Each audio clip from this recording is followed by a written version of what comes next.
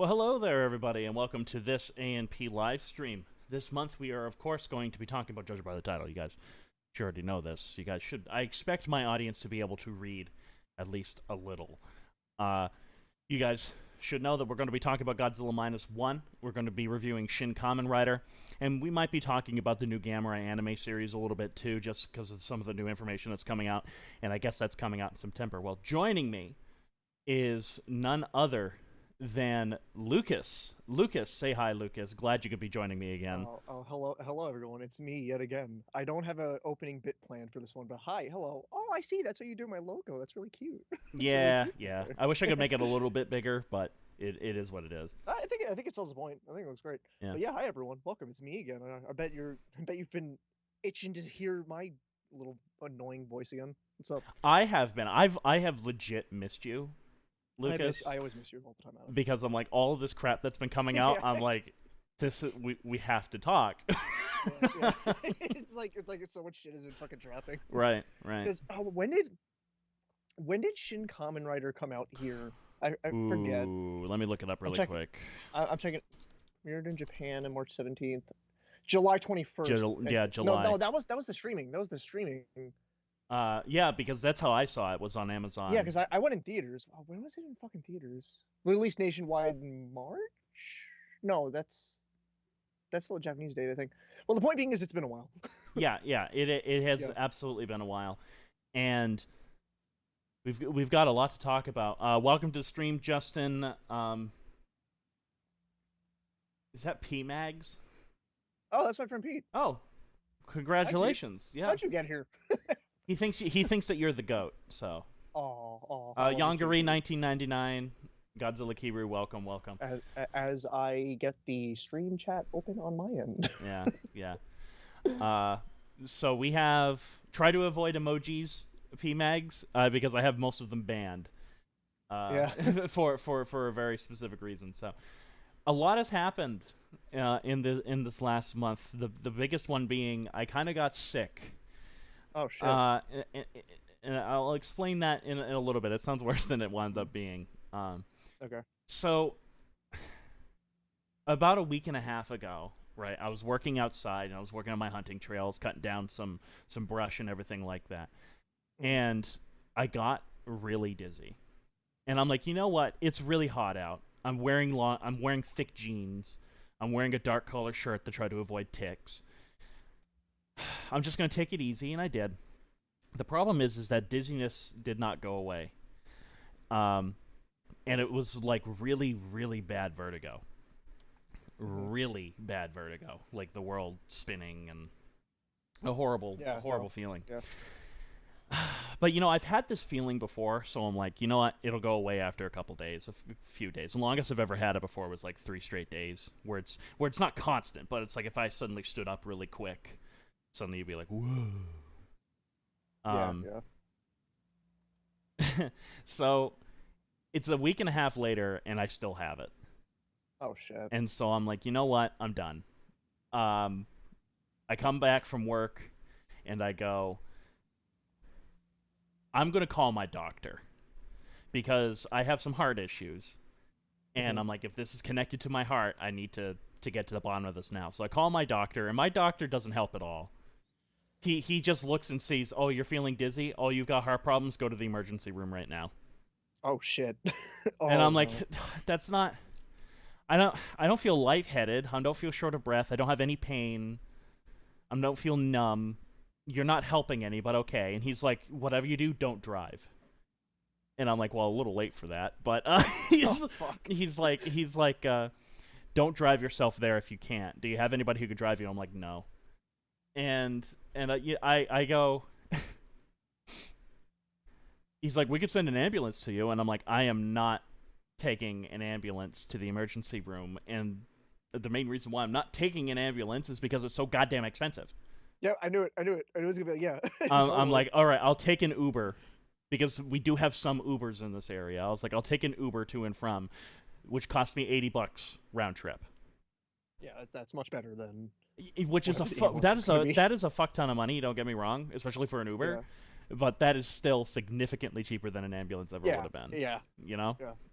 Totally. And so I go there, and they lay me down on they lay me down on a bed, and they pump me full of. They put an IV in me, which is the first time I've ever had an IV put in me ever.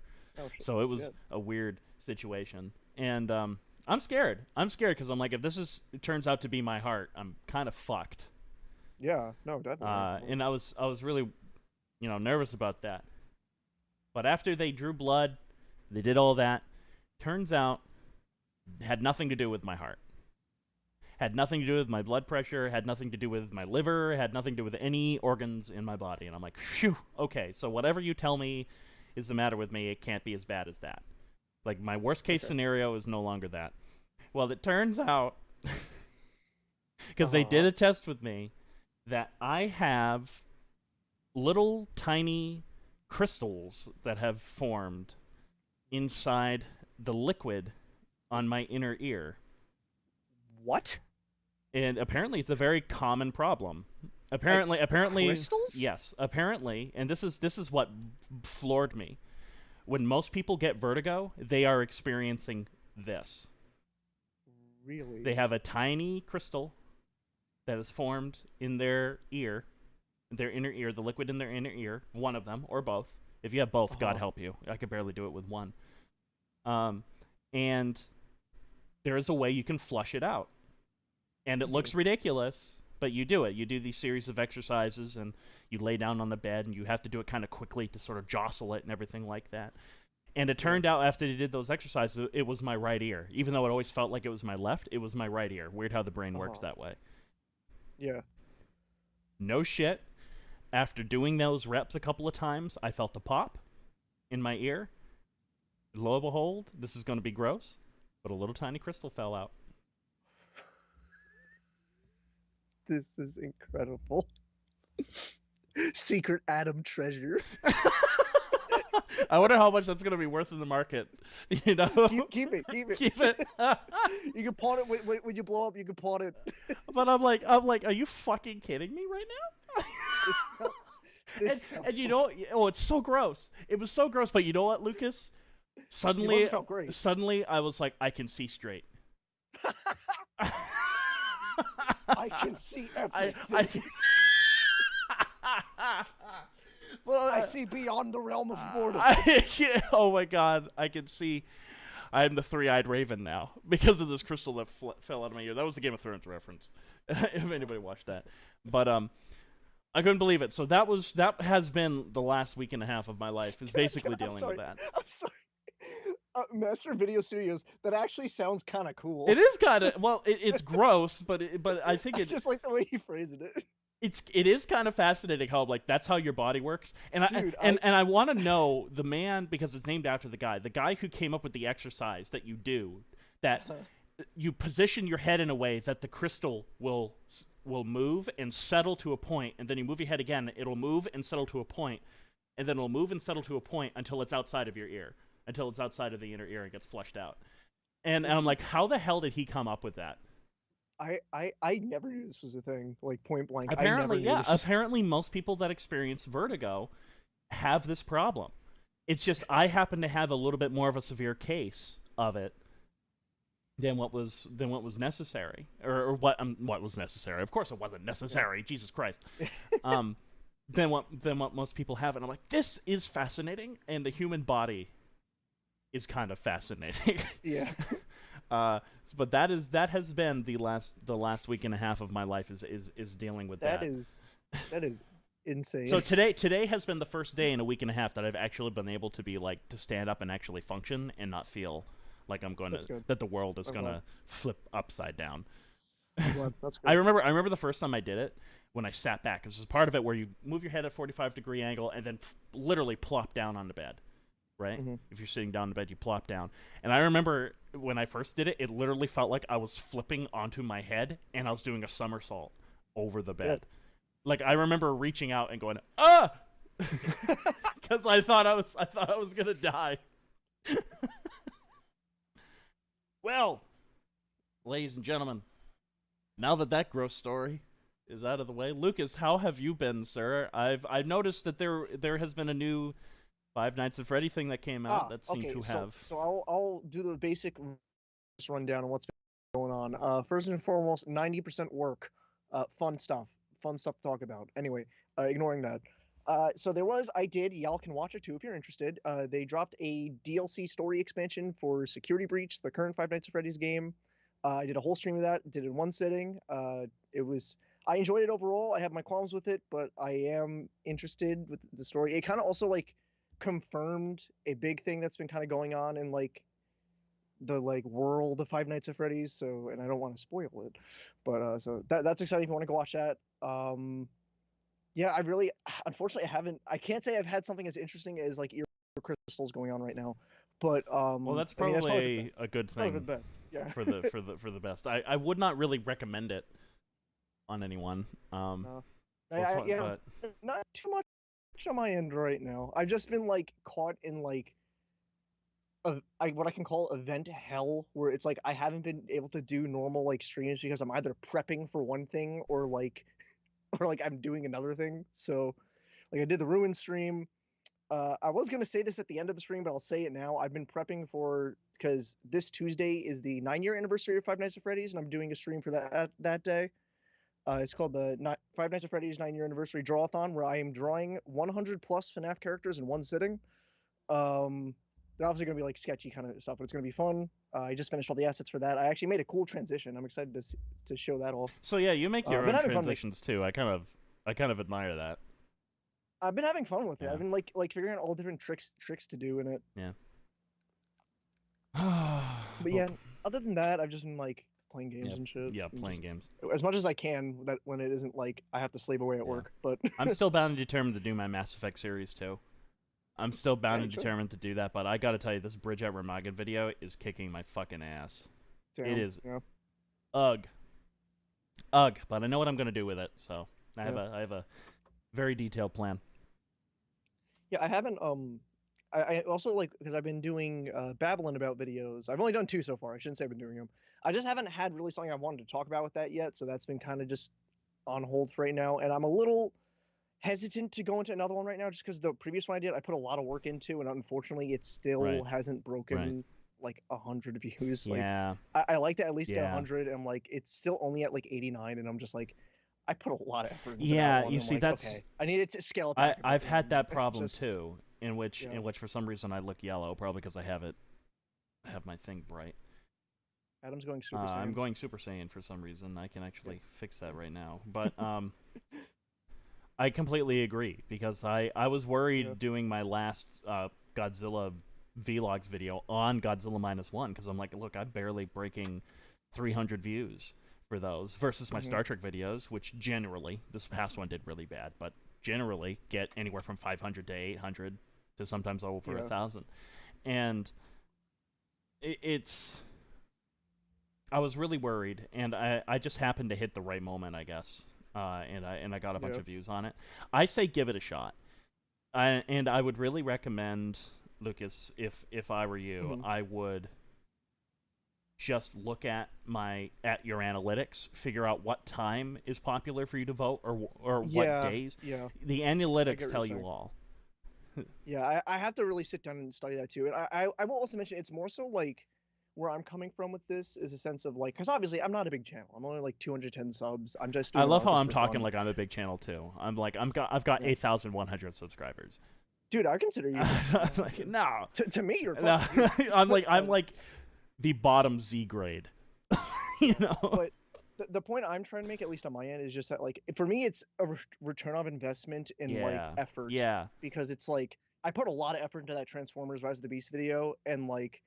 The fact that it like still hasn't like broken 100 and like it's like that's my threshold. I want to very least get 100 on a video if I'm going to do something, you know. Yeah, and that's how I look at Fat Man Little Boy. Fat Man Little Boy is the only show that I do now that's completely like me being like, I don't care if it does well or not. Yeah, the Fry one was really good, by the way. Was it good? Did you like that one? I liked the Fry one, but I also feel like I would have killed it. I feel like I would have been able to pinpoint the.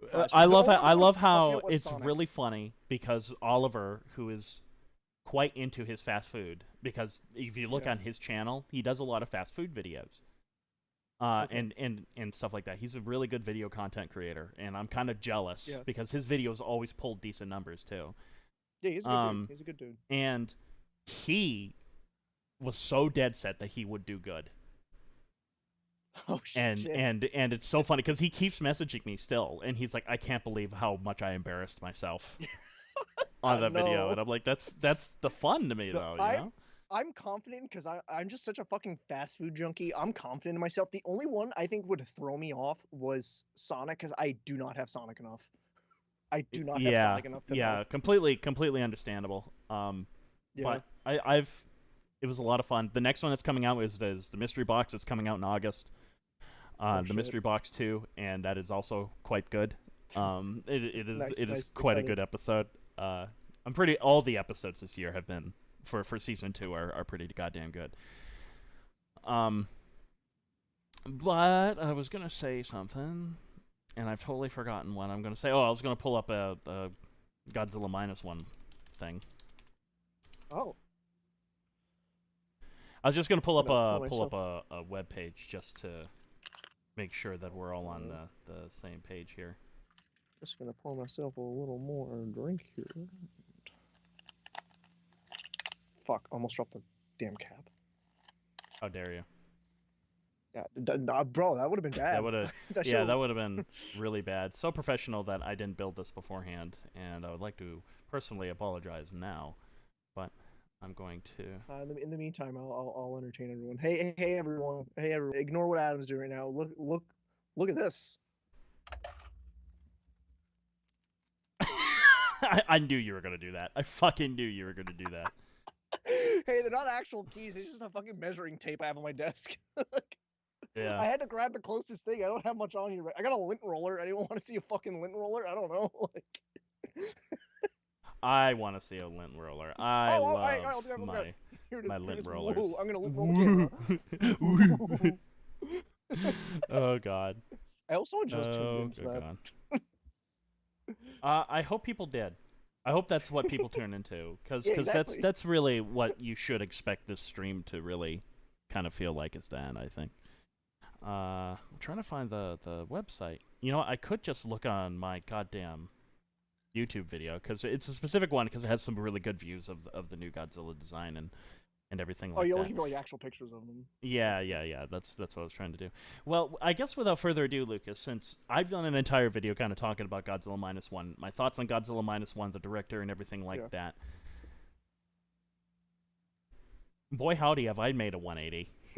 I Because remember. I remember when you first Yeah, messaged yeah. me, I was like, whatever, I Yeah, don't yeah. care. I got like the cold shoulder from you. I was like, okay, I understand, but I was happy to see And you come around, which is fine. Also, it's valid as shit.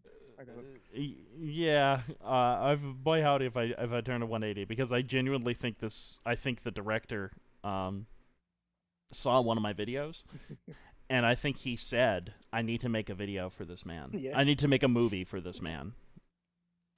Because that's what this movie is in a nutshell, or it's looking like that's what it is. yeah. And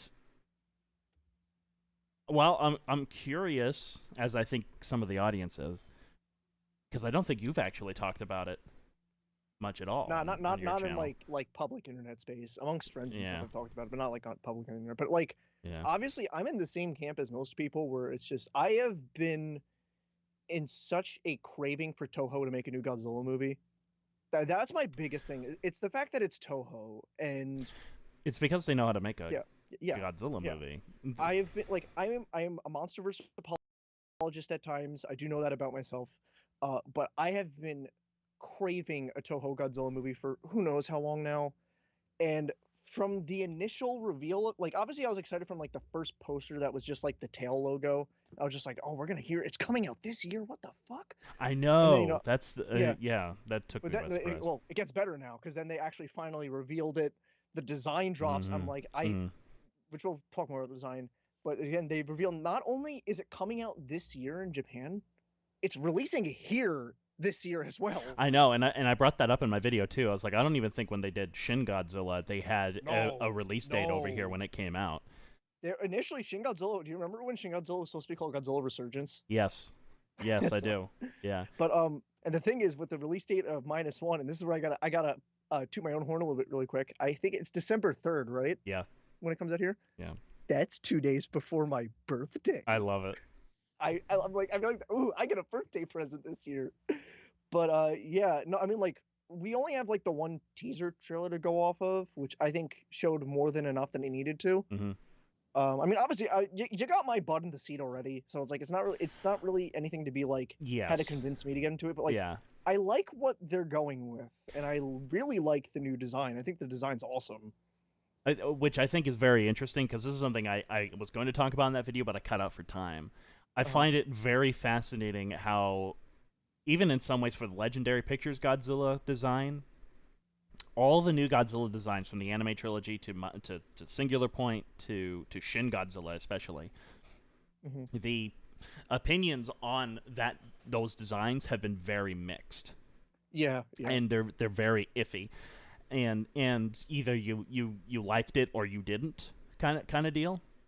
For the case with me and with Shin Godzilla, I actually don't really care for that design, but it works wonderfully for the movie it is in.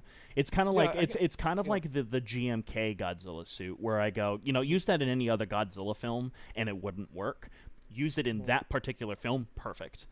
Yeah, And yeah. and that's how I felt about all these other Godzilla designs. Is I'm like, but I love how the moment this one drops, and specifically, we started getting these SH Monsterarts. Yeah, they revealed the SH Monsterarts figure of Yeah, it, yeah, and yeah. The not moment even just that. they Yeah, started like, revealing these, it was like universally, it seemed like everybody hailed this yeah. design. Do you want to know a fun fact about this SH Monsterarts figure? Sure. They pushed in the press release for it that one of the big features of it are his toes are articulated. Oh, really? Okay, I'm actually not joking. I'm being dead serious. that's funny.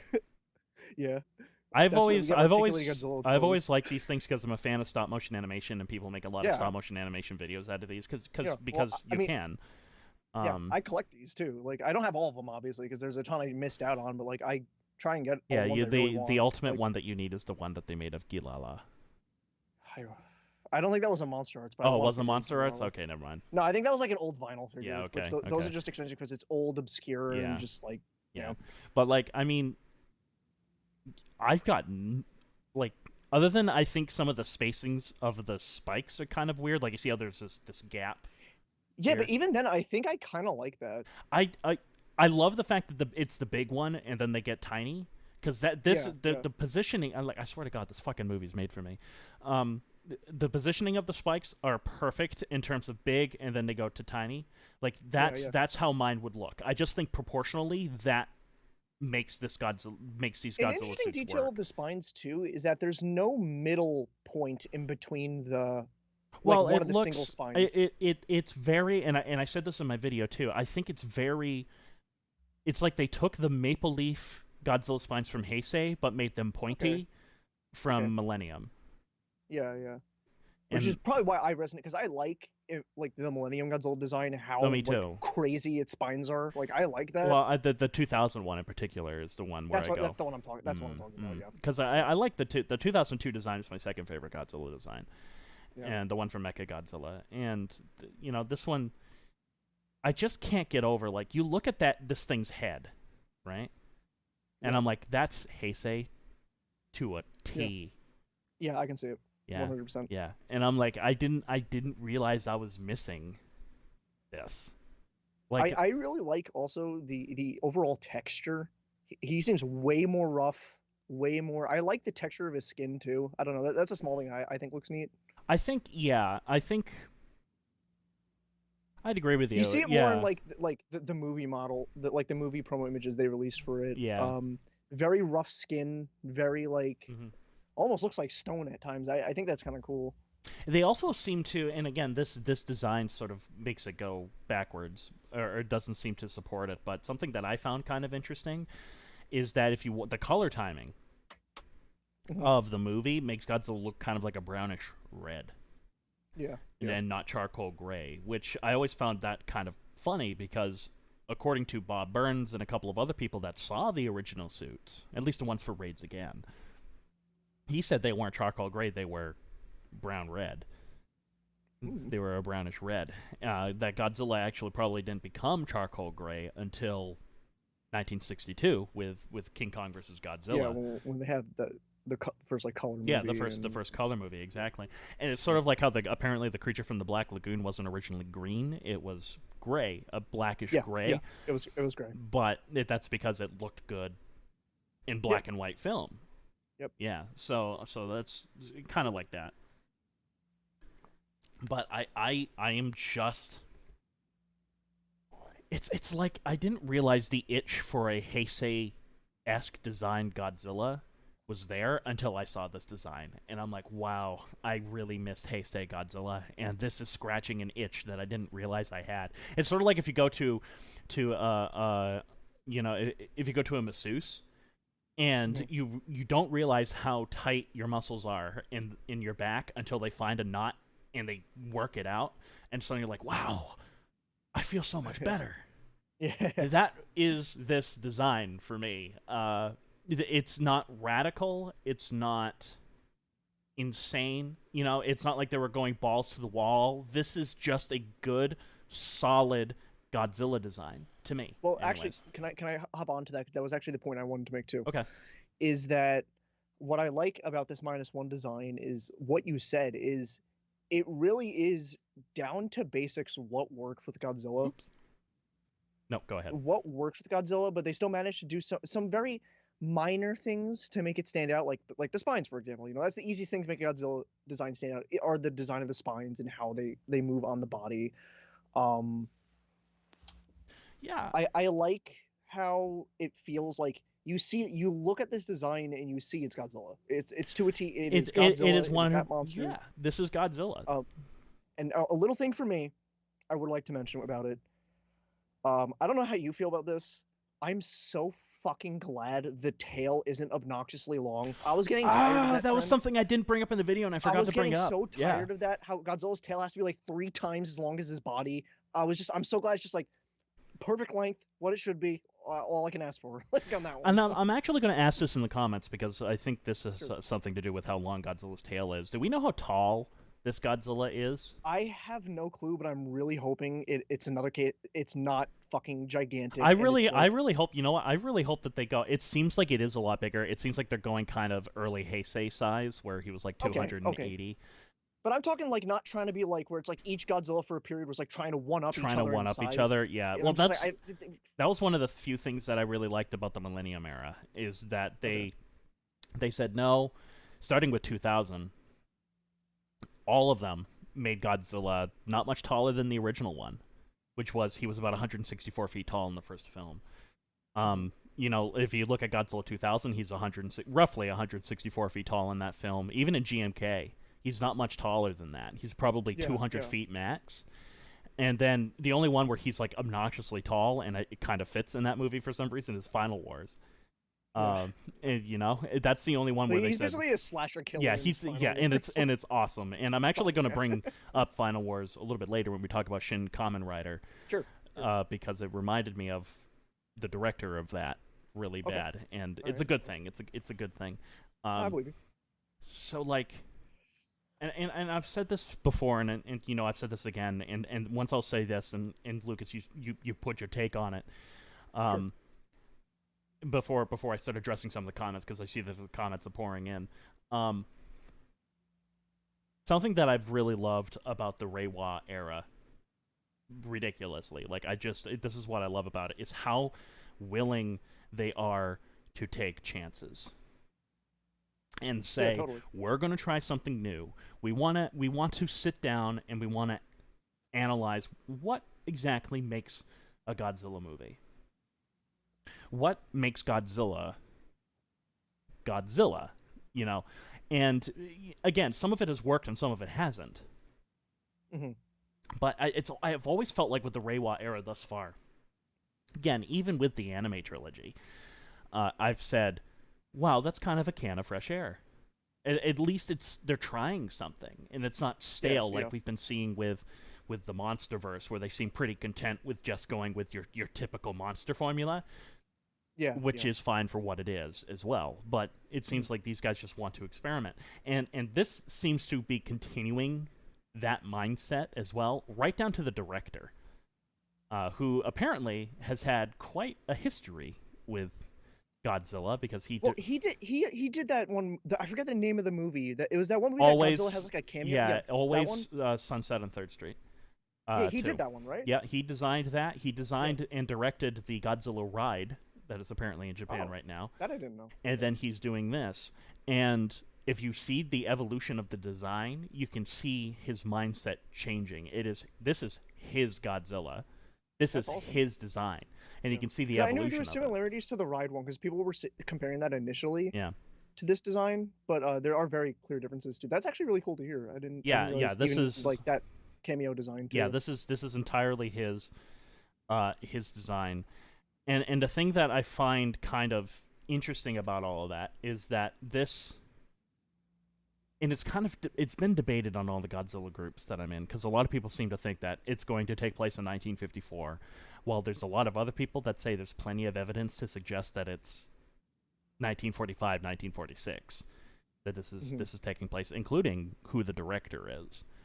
Um, I want to get your take on that.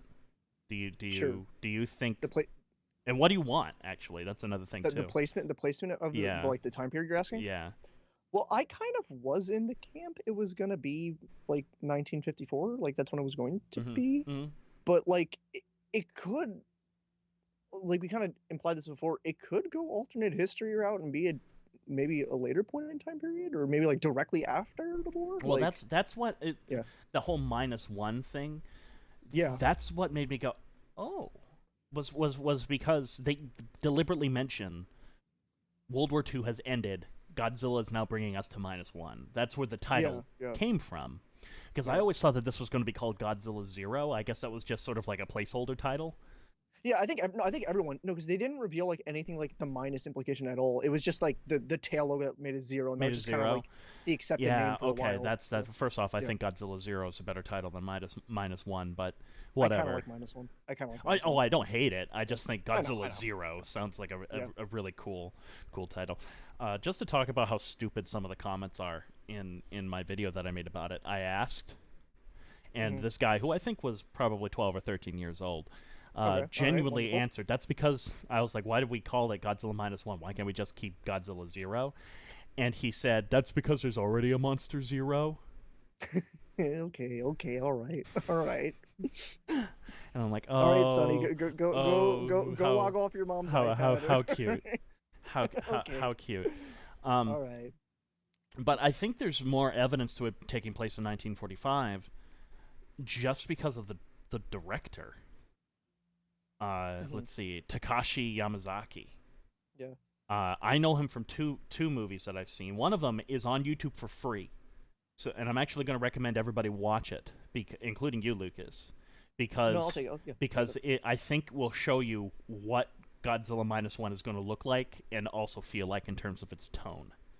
Okay. It's called The Great War of Archimedes, which is about the building of the Yamato battleship, the Yamato class battleships during World War Okay. II, and like all of the political Yeah. finagling that was going on in it. And it's like they discover that they've been lying about it, and it's a really good political thriller.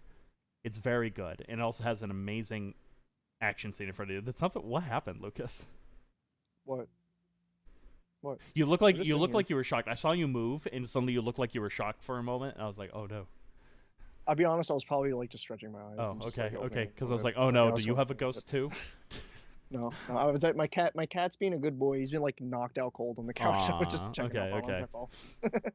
Sorry. But he also directed Eternal Zero, which is about kamikaze pilots, Oh, and okay. that is All an right. extremely good movie, as well. So he clearly likes World War II, and he Yeah, clearly likes definitely, the era, and he's obsessed with definitely. the era and the politics of the era, which is why I'm going. If he goes balls to the wall and says, you know what, this is 1945, you can go insane with that, and I can see him going crazy with it, and I can see him Yeah, having a field yeah, day with it, yeah. and That makes sense too. yeah. That makes me feel like that's a safe bet too for this movie. Yeah, yeah, yeah. Let me address some of these comments here. Ooh, what you got going on? Choo, choo, choo, choo. Oh, you know what? I didn't even. I have a chat screen. Hold on. Guys, hold on one second. I have a chat screen so we can actually pull it up and you guys can actually see it that I've totally forgotten to Oh update. shit. Just give me a moment, guys. Really sorry. See, I knew there was something. I hate it when I do this. I knew there was something I was forgetting, and this was it. Ah shit. Yeah, this is it. Yeah. Ah. One last thing. But I will while you're doing that, I can talk about something really quick because you mentioned the how the Reiwa era took a lot of risks in different areas where some worked, some didn't. And I did want to actually comment on that because I as a person with the stuff I enjoy, with the franchises I enjoy, I like that too. I've always been an advocate of just like a franchise trying something new, even if it's not necessarily great. I've always been for it because I feel like stagnation is the worst thing that can happen to a franchise like this, where it's just the same thing over and over again. And like, well, yeah, that could be fun for a while. After a while, it just doesn't mean anything. Like, I I agree.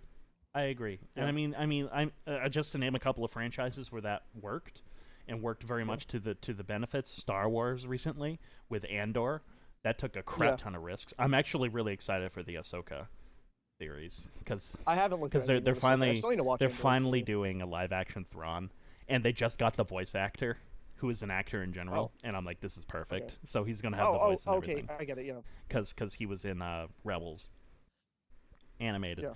but also Star Trek. I mean, Star Trek II: The Wrath of Khan was literally them saying, we're doing something new with Star Trek. And Yeah. look, that set the formula for all future Star Trek. Um, Godzilla, I don't think should be any different. So let me address some of these comments here. Let's go. The Ramagan Part 1 video was fantastic. Yes, thank you very much, Yongari. I'm kind of re-editing it because I'm combining that with part 2 for like a super long video. So I'm going to be re-editing it and retooling it a little bit, mixing the audio a little bit better.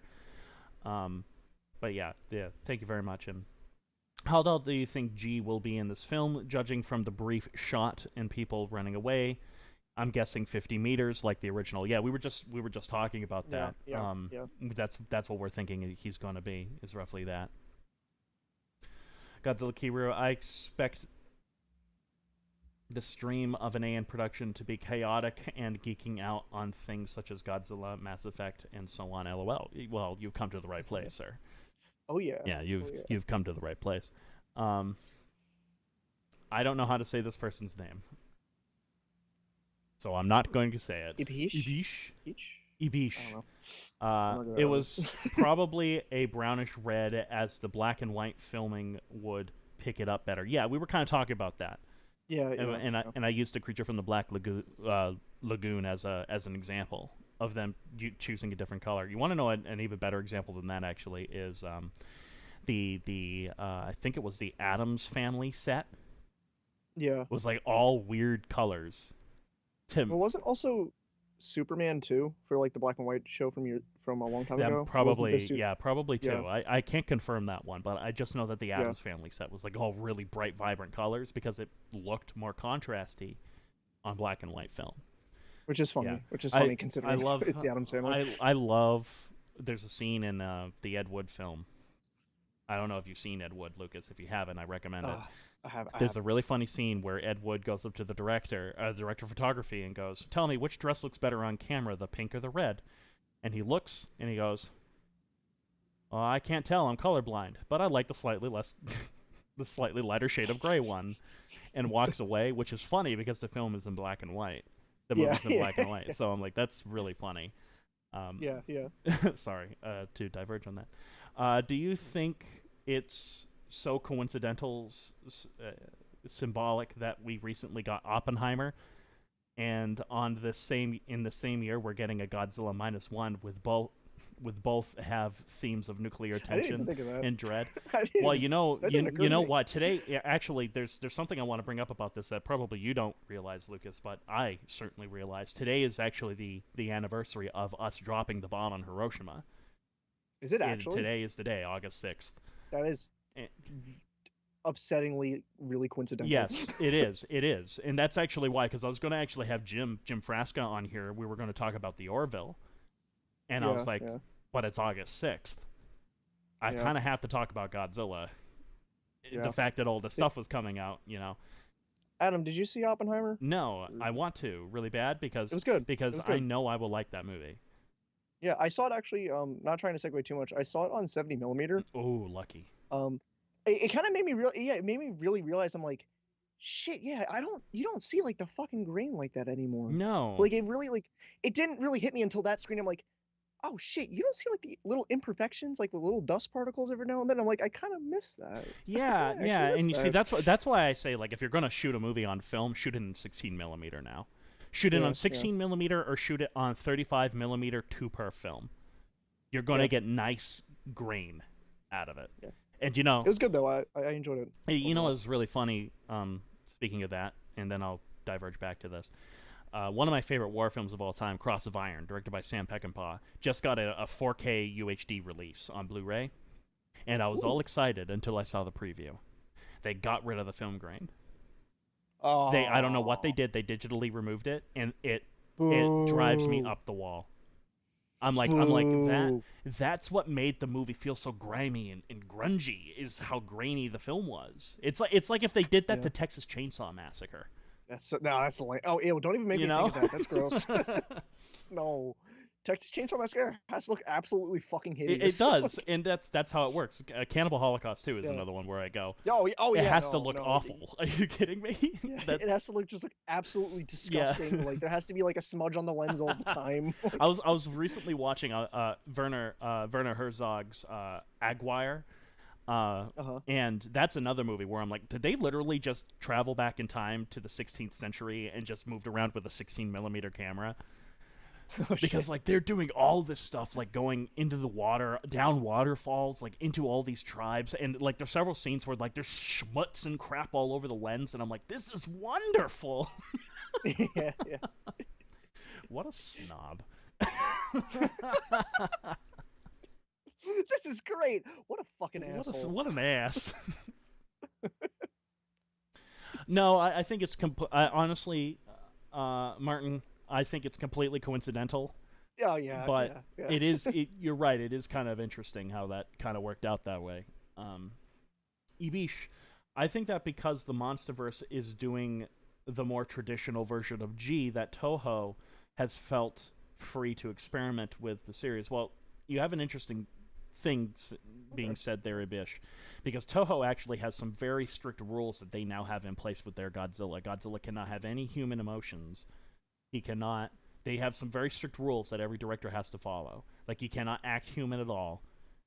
Those are the two big ones, and they now have that very strict. So I honestly think because of how strict they have Godzilla in terms of his characterization, that you can't deviate from it. I think that's why you're seeing all these crazy plots and stuff like that. So like, oh, we can't really experiment with Godzilla per se, but we can experiment with the world in which he's in. And I think Mhm. that's where you're having some of this creativity come out. And you know what? It's also interesting too, and it's the same with the director of this. I keep forgetting his name, Takashi Yamazaki, which is too bad because I'm a big fan of him. Um, I'm glad Toho is giving Godzilla to actual filmmakers Mhm. and saying, "Have at it. Yeah, As long yeah. as you stick within this budget, you know, have at it." And stick to the Yeah, rules. And stick to the rules. stick to this budget, stick to this time frame in which you have to make the movie. Have at it. And even with the anime trilogy, I mean, look who made that. I mean, they were quite well known people in the anime world. Yeah, Godzilla yeah, Singular Point as well, and yeah. it's like they were just let loose, and I'm like, this is good. I want to see some more of this, and unfortunately, and I know this is also making me sound like I absolutely detest the MonsterVerse. Not at all. Not at all. I just No, I get look it. at I it get, for I what get it what you're is. saying. Like, yeah, Um, it's very cookie cutter. yeah. Very. It feels like anybody could have stepped, with the exception of Godzilla 2014. I think it seems like any director could have stepped into that chair and made relatively the same movie. Yeah, yeah. You know, and that's the unfortunate problem with all these big films, even shows as well, Yeah. particularly the Marvel shows. Oh, ugh. Yesterday, Miss Marvel was playing on ABC, and because I work for ABC, I had to kind of watch it, monitor the breaks. Yeah. And I'm looking at it, and I'm like, stylistically, anyone could have done Dude, this. they're so boring. They're so boring. The one that I will praise is that, but the thing is, that praise is very very thin because the first one they did was WandaVision, and the first 3 episodes of that show were all like stylized to be old television shows, and there was an intrigue to it. There are all these little like things that are off, like, okay, there's a remote controlled plane that's in color for some reason, and like it's stylized, it's unique. Even like I think even the framing was like the proper aspect ratio and everything, and then the fourth episode just fucking ruins everything and just like fully unveils, oh, this is why this happened, this is why that. I'm like, you didn't have to do that, man. I heard It about was that. cool. Yeah, I heard all that about that, that. And I fell off so hard. Like, that's the only one I really watched in full. I honestly have not watched any of those ones. I heard the Secret Invasion show was like terrible. I'm just like, yeah, whatever. and Whatever, that's man. just it. It feels like, I hate to use trendy words, but it almost feels like an AI could go in there and just make the movie. Well, it's funny you say that because apparently for Secret Invasion, the opening title cards were made with Yeah, AI. exactly. So Exactly. There you go. a wonderful world we live I in. know. Well, I know. wonderful, great stuff. Great stuff. As Really happy as about much it. It makes me feel great. as much fun as I Like, have with ChatGPT. Um, yeah. you know what? You know Even what I more. like about ChatGPT? I've been writing a certain book series again, like there's no tomorrow, and Yeah. I've been writing at least 3 pages of something a day. That's what I've been doing for the books, Yeah. and I can paste it into ChatGPT, and I can then tell it to look for repeated phrases, and it will pick them out, and I can then go back and look through my work and change them to make it flow a little better, so it doesn't sound like I'm just repeating the same thing over and over again. Like Well, I think that one use is one okay. that I discovered was I used he looked quite a bit. Uh-huh. And so Uh-huh. it said, look for some synonyms for looked. And I was like, okay, I don't have a thesaurus on hand. And I typed in, give me 10 synonyms for looked, past tense. And it gave me 10 synonyms. And I'm like, this is wonderful. I love doing it. And I'm Yeah. like, this is great. Well, I think that's fine because you're using it as a tool. You're not using it as like, hey, make this whole book for Yeah, me. Like, you're not doing that. no. You're actually using it as a tool, and to me, what it should be intended to be used as. You're not using it to replace creativity Right. or something. I will admit that I have been using it I'm using it now to write my YouTube descriptions Okay. to make them stand out more in SEO, because they'll pick out SEOs. I'll never have them write Yeah. my scripts or my outlines. No, yeah. And then Yeah, I to me, usually have to it's tweak them anyways. But I understand the So, appeal of it. this is a hot topic and for like everyone yeah, now because it's becoming such yeah. such a thing now. I'm just very like when it comes to like art stuff, I'm very anti it. I'm very just like Me get the too. fuck out of here. Like, Yeah, me too. Same. yep. Let's see. Go back into the comments. Let me do that. The destroyed building in the teaser looked much more like damaged from bombs than it being stomped on. I noticed that too, Youngery, because those shots looked identical to some of the aerial footage that we took at the end of World War II. Interesting. And I'm like, that looks like a bombed out Tokyo more than a destroyed Tokyo from Godzilla. So that's another bit of evidence to point to it being 1945, 1946, which, if it is 1945, 1946, they're going to have to involve the Americans somehow. They have to. Yeah. Because we occupied Japan. MacArthur would have been the general head of Japan at that point. You're also saying too, Master Video Studios has a comment here. Since this is post World War II, Japan has an issue. They have no military in 1945 to 46, and the ones that are going to have to do battle Godzilla are going to have to be the U.S. occupying forces. They are going to have to be, which I think that alone is a fascinating idea. I agree with you. And to me, it almost takes that idea from. Do you remember in Godzilla versus Mothra versus Godzilla? There's a wonderful scene that's only in the American cut, in Yes. which there's Yes. these missiles that the Americans, Japan is like, we're helpless here. We need some help, and America goes, we have these missiles. Let's use these missiles. And Yeah. from Yeah. Yeah. battleships, they launch these battleships on Godzilla. Wonderful sequence that I do understand why it was cut out of the Japanese cut, because it is a little weird seeing Americans obliterate Japan again from battleships. A little. And I do understand it, but it's a wonderful sequence, wonderfully edited and wonderfully timed as well. And I'm like, this seems to be kind of. I hope this movie takes that idea and kind of runs with it. Yeah. Like, just how helpless Japan was at the end of World War II. Yeah, it's a cool idea. Definitely. Utterly helpless. Like, what is the Emperor going to be on this? Like what's his role going to be on this? What about the militarists that are still alive? Remember that we still have a lot of those Japanese war criminals that are still alive as well, running around the place. What you could do, it's almost like you could just have Godzilla, and I've always felt like this in general, have Godzilla be the backdrop. Yeah, yeah. And then you have all this other shit going on. Yeah. I'm excited.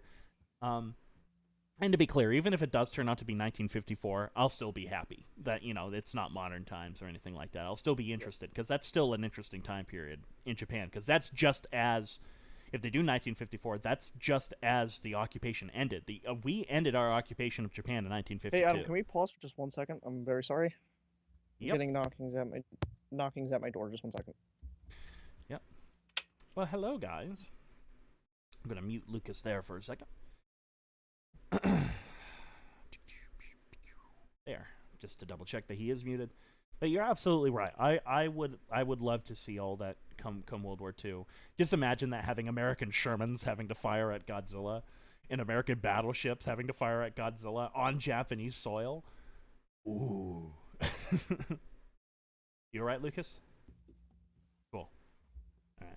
I was just saying how fucking cool that would be to have like American Sherman tanks having to go up against Godzilla in World War II uniforms, World War II equipment.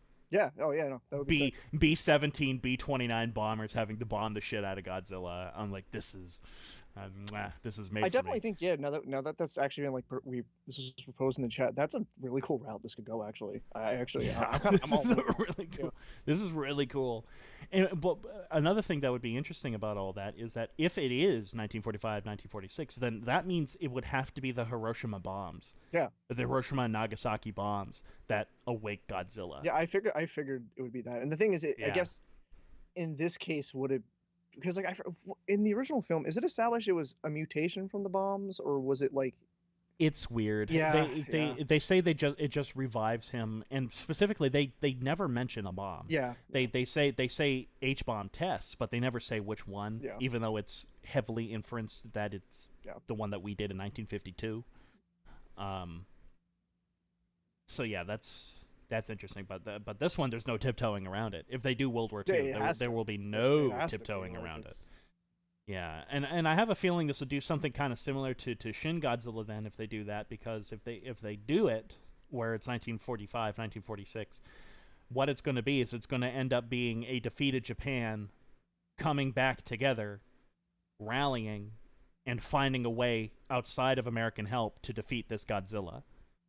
And I think that's what they would do. Yeah. And that's a very Shin Godzilla kind of thing, even though Shin Godzilla did it in a modern light. This one's going to do it in a more nostalgic, at least in terms of Japan, a nostalgic light. If any of you guys are interested about how Japan views World War II, because I think that's going to be very important contextually to this movie, if they do the time period I think it is, watch me be completely wrong.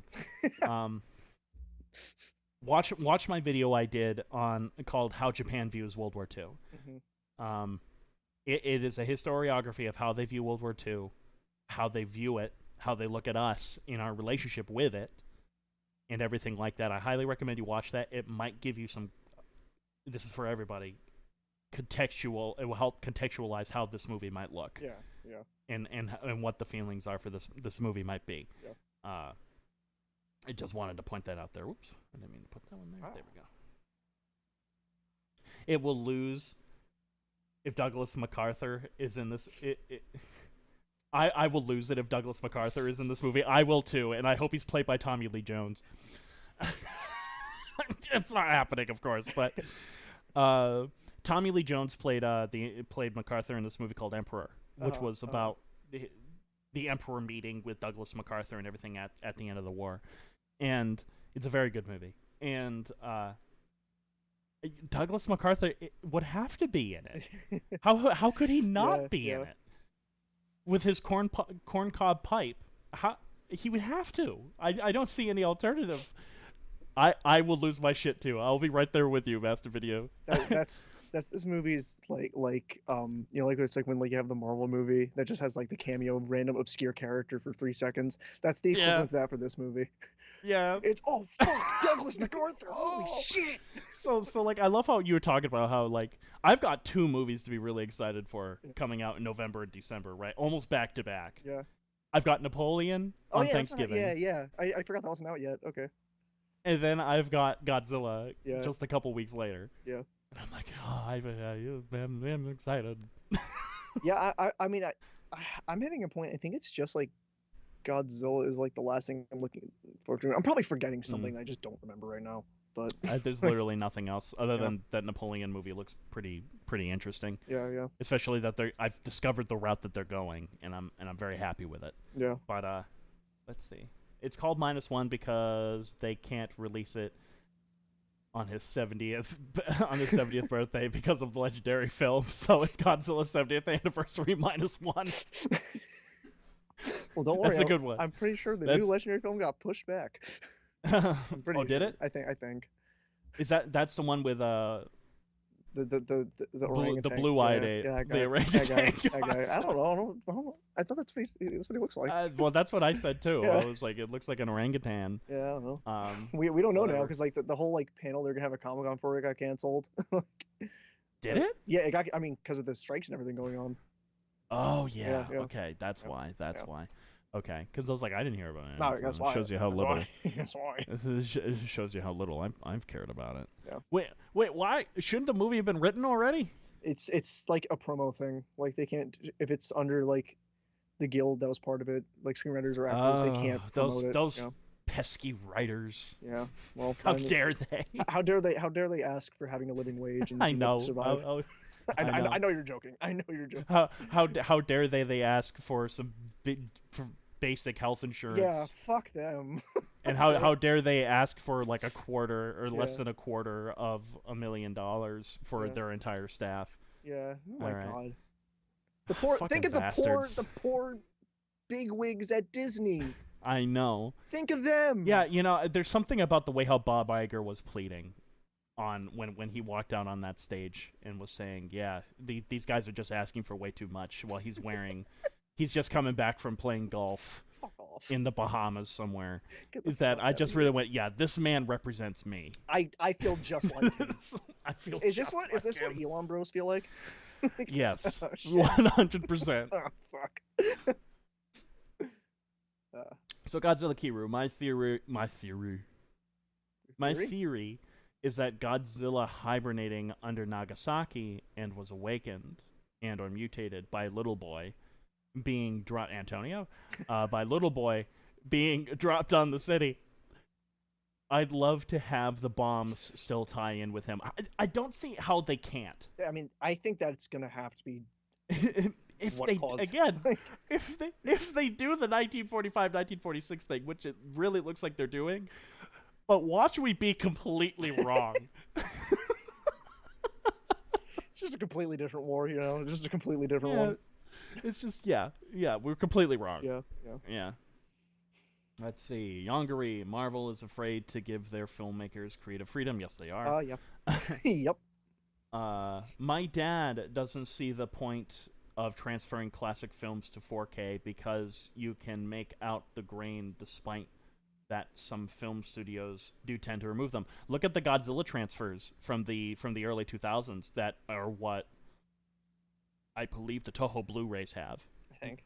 Not the Toho Blu-rays. The Criterion Collection Blu-rays have. They digitally removed all of the film grain. Yeah. and because of that, the images look very soft. Yeah, yeah. Though I don't know, Lucas. Have you seen some of those 4K For those 4K restorations oh, that they have now they've been for some uploading, of the right? Showa Yeah. era films? Wow.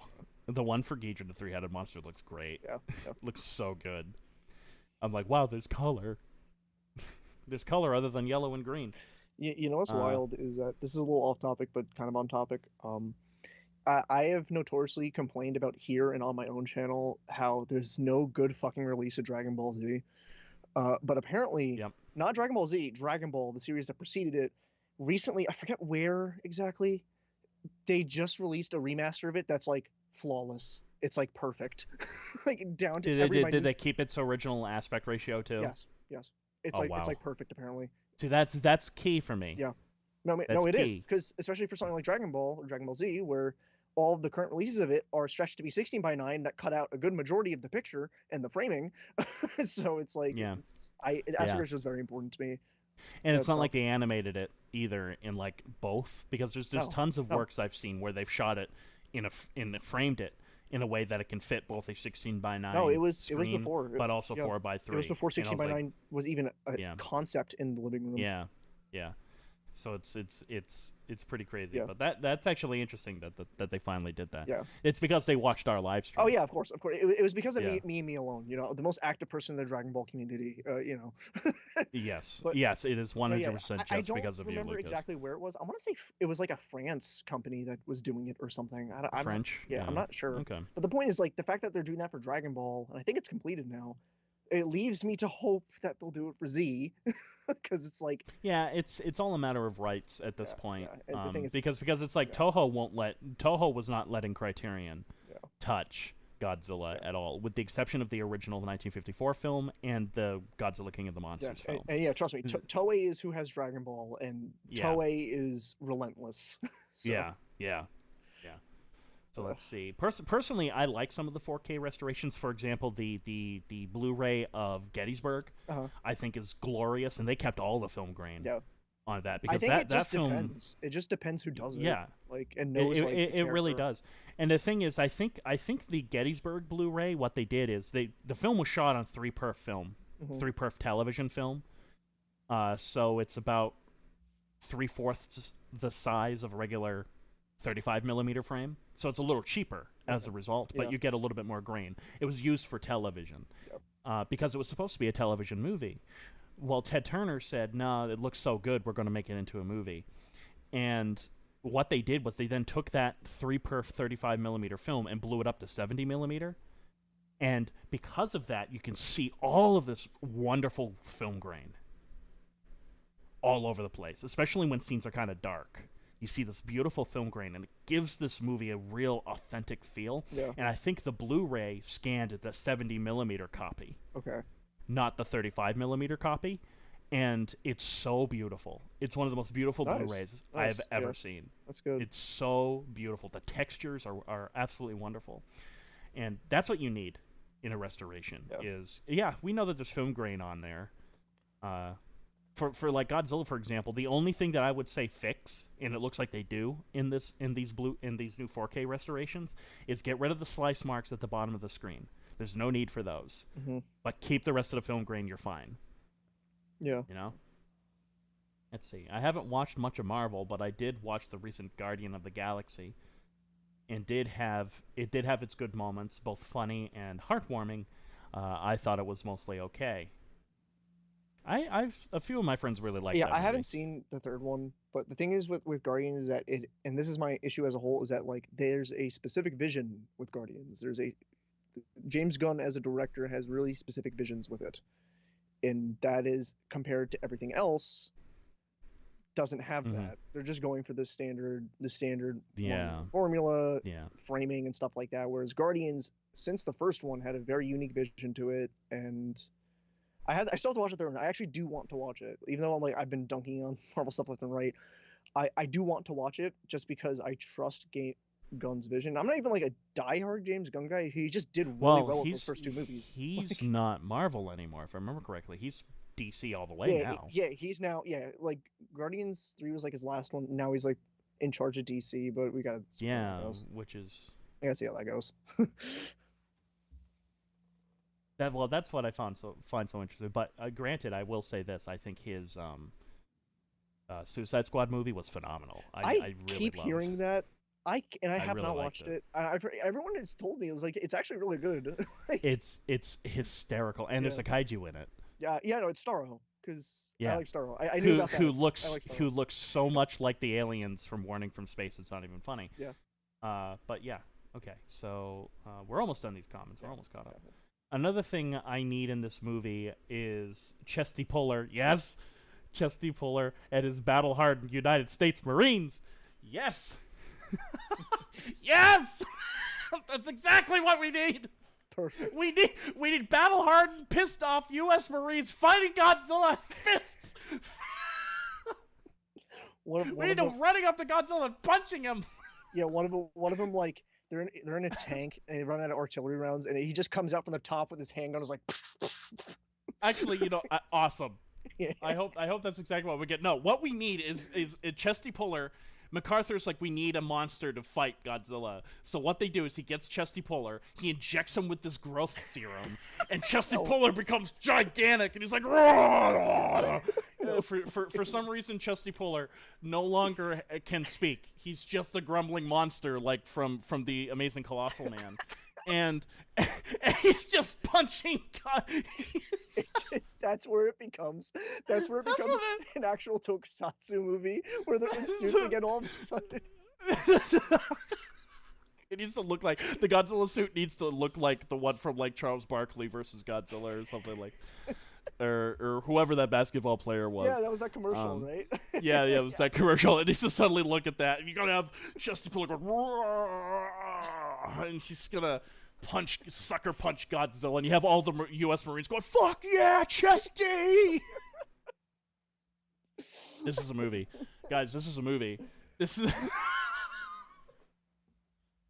I love how Lucas is laughing hard at this. Just imagine what any guy who knows anything about history is going to say to that. Like, wow, yeah, Chesty!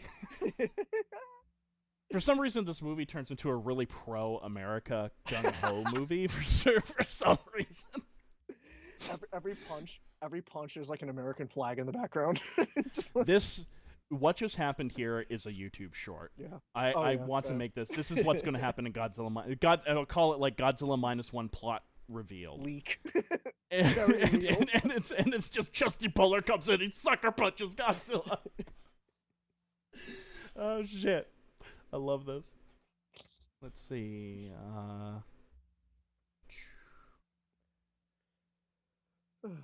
Have Skeleturtle make a cameo in this. Yeah, we need that Skeleturtle in here. Do you think the two Godzilla rumors in Minus One are true? That's a thing. I have no idea. Yeah, you weren't hearing about this. Some people are saying that there are two Godzillas in this movie, and that the trailer kind of teases that there might be two Godzillas. I didn't even perceive it like that. If somebody could talk about the rumors in the comments, that'd be great, and I'll read them off. But I've heard several things. Some people say that there's a good Godzilla and a bad Godzilla. And stuff like that, and there's to me, I have seen no evidence of that. This is literally my first time hearing this, so I have like no input on this. I don't think so. I'm perfectly okay with it just being Godzilla. I think it's just one, personally. I hope so. That's just because it's like we have so many versus movies, and sure, we love our versus movies, but I really miss movies where it's just we're gonna fight the monster. Yeah. Let's try to solve this problem. Trailer, it just didn't feel like that kind of movie. No, it just didn't feel like that kind of movie at all.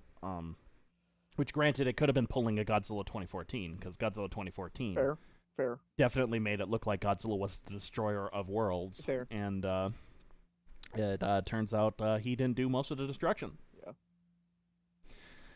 What a misleading marketing campaign. What a mistake! A few months ago, I actually got on like my Facebook memories when they first started teasing that movie at Comic-Con, and they had like the walk-in event. It was like you walk into like an apartment building as a fight's going on, and then you see Godzilla's like face peer at you or something. It was like, oh yeah, that shit. I remember when that shit got leaked. It was fucking awesome because that was actually one of the things. That's where I got a lot of my audience from. I used to do the show called World War G, which was us speculating about Godzilla 2014. and accumulated with us actually talking about Godzilla 2014. Yeah. And 95% of what we talked about was incorrect and wrong. And We love to that see is it. why that's why I don't like doing speculative videos anymore. Yeah. Is because of that.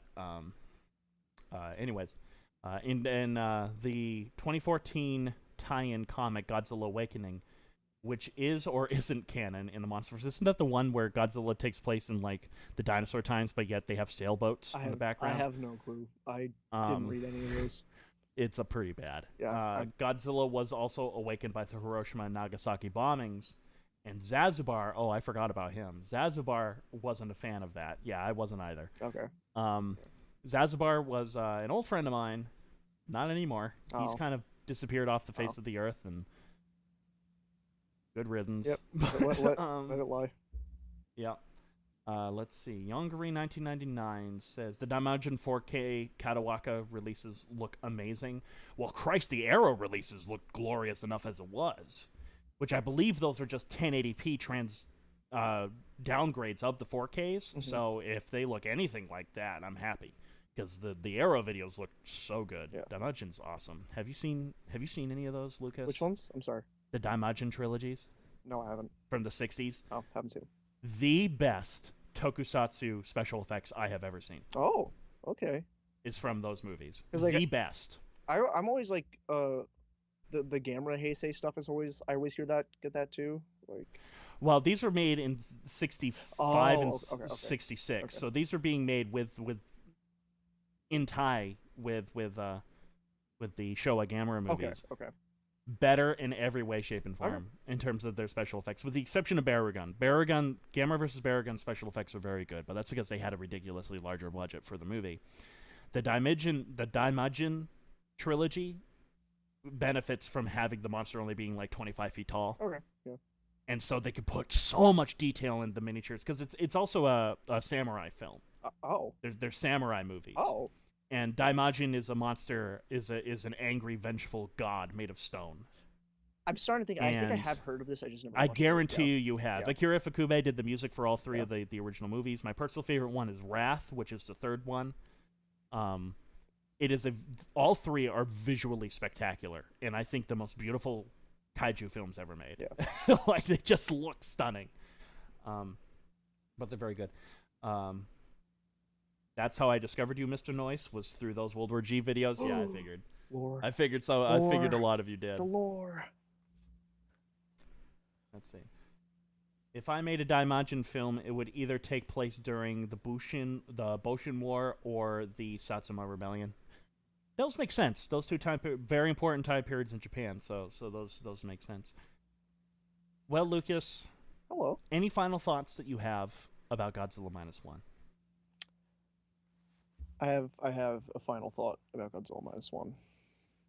Godzilla's gonna be in it. Y'all get hyped. No, all joking aside, I just really, it's a case where it's like I don't have too much to say, other than I'm excited and I've liked what I've seen. Oh, actually, there's one more thing to say. I think the CG on Godzilla looks really, really good. It looks really good, actually. I personally thought that from the trailer. It does look really good. They really pulled no stop. I think they pulled like no stops with that. Mind you, again, we only have like 2 shots so far. I want to say it is this guy's company. Yeah. Takashi Yamazaki. I want to say it is because he apparently worked on video games too. Okay. And he was a graphic designer for video games. So I think it's his company that's doing the visual effects for this movie. Yeah. And then the one other thing too, like on top of that too, is it does. A side of me is sad that it isn't like Suitmation or anything like that. But I understand it too at the same time. You know, you gotta accept it at some point. I would have loved for it to be a mix of suit and CG, but I feel like it just wasn't gonna happen. You know. Yeah. Well, as long as they do like what they did in Shin Kamen Rider. Yeah. Where or Shin Ultraman, and especially Shin Godzilla, where they have like miniature buildings and stuff like that. Yeah.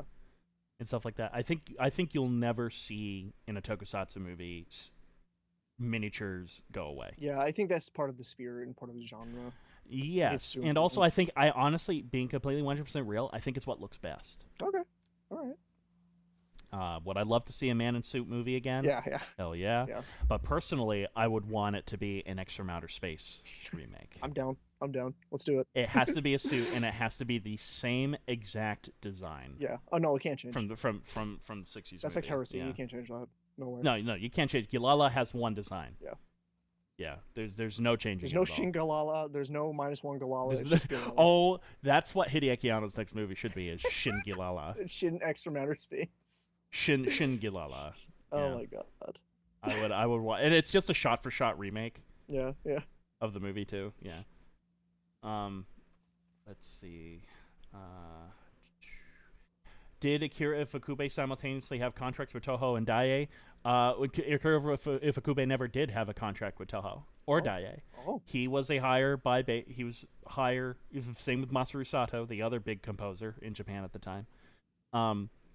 Hire, because remember, he was also doing a lot of the Zaitochi series scores as well, and they were Daiei until they moved to Toho when Daiei went out of business.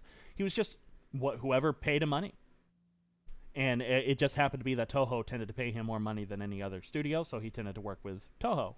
And he liked working with Toho, because look who he was working with. He was working with Honda. He was working with people he knew. Yeah, yeah. So it makes kind of sense that he would want to go back. Plus, Honda would usually specifically ask Ifukube to make his music, to make the music for his film, because his music tended to fit the style of movie that Honda was trying to make. Well, you look at somebody like Jun Fukuda, who Jun Fukuda said, I don't want Akira Ifukube, I want Masaru Sato, because he's more comfortable working with Masaru Sato, and Masaru Sato fits the style better. Okay. You know? Yeah, yeah. That's what it really comes down to. It wasn't like they had a contract or anything. Shin Gappa? Hell yeah. Monster from a prehistoric planet. Gappa! That trailer is so hysterical. Yeah. Anyways, well, I say that's enough talking about Godzilla Minus One. Yeah. Lucas, we're going to move on. We're going to take just a tiny little break. Okay. Yeah. And then we're going to move on to our review of Shin Kamen Rider. Oh boy. Or Shin Masked Rider if you're yeah, Amazon. It's Shin Kamen Rider. No. Anyways, we'll be right back, guys. Peace out. Bye. We'll talk some Kamen Be there in Rider. a sec.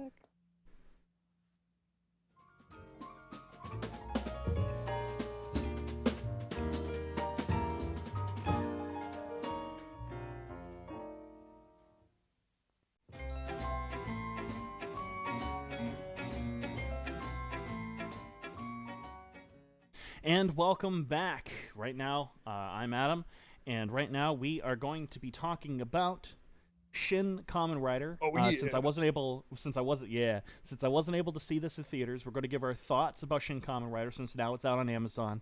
But I was able to see it in theaters. And you were able to see Oh, it, yeah. Lucas. Oh, yeah. So, Lucas, let's just I want to preface this right now. Okay. I know nothing about Kamen Rider. I know very basic things about Kamen Rider. But I like Kamen Rider because I like Super Sentai. Obviously, I like Kamen Rider too, just as a franchise. So but I'm not as well versed in that as say as like Ultraman, like for Shin Ultraman. Kamen Rider. I know very basic stuff.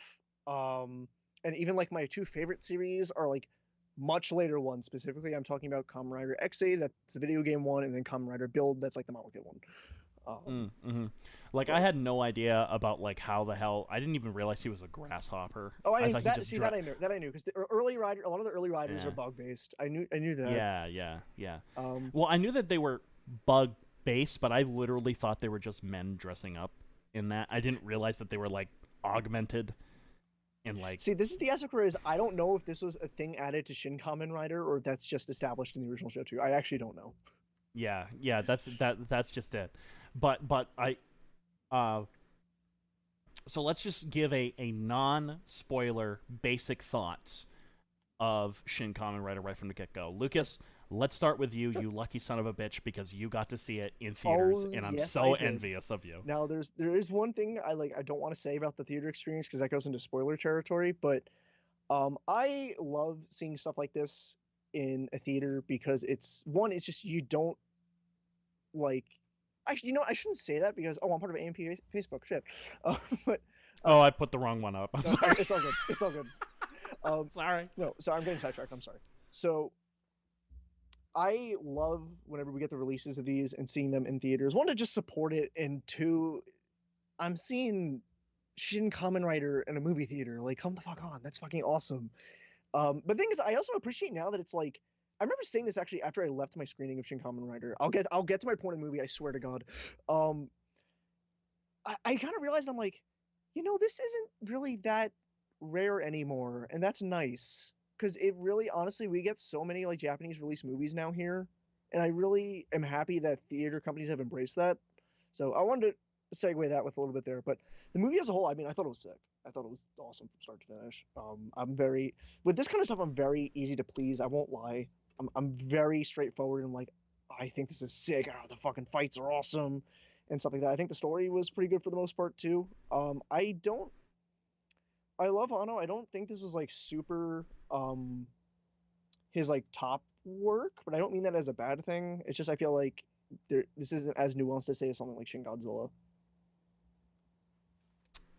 Yes. Yeah. Yes.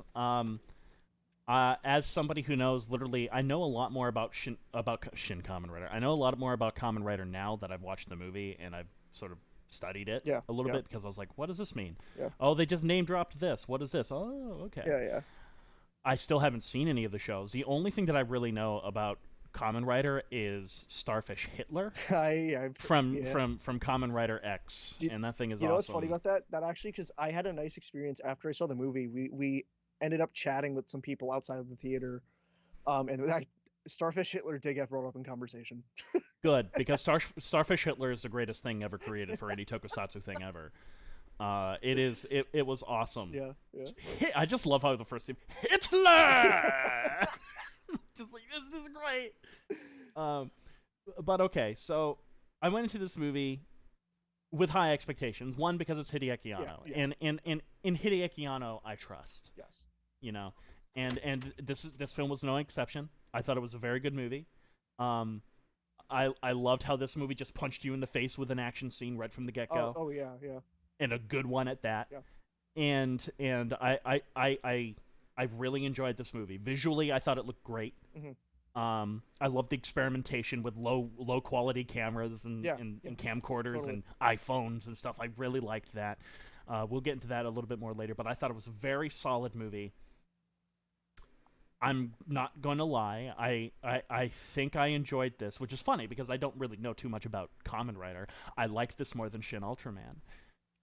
Yeah, I hear a lot of people say that too, which is fine. And for the record, I quite enjoyed.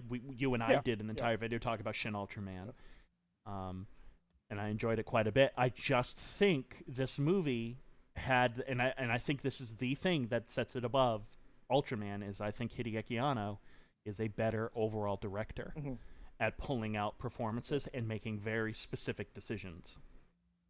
It's stylistically. Yeah, I know he's apparently kind of a pretty loosey-goosey director to a fault, apparently, because there's some drama with him getting into fights with his choreographer and stuff like that because he thought that the action scenes looked too stylized.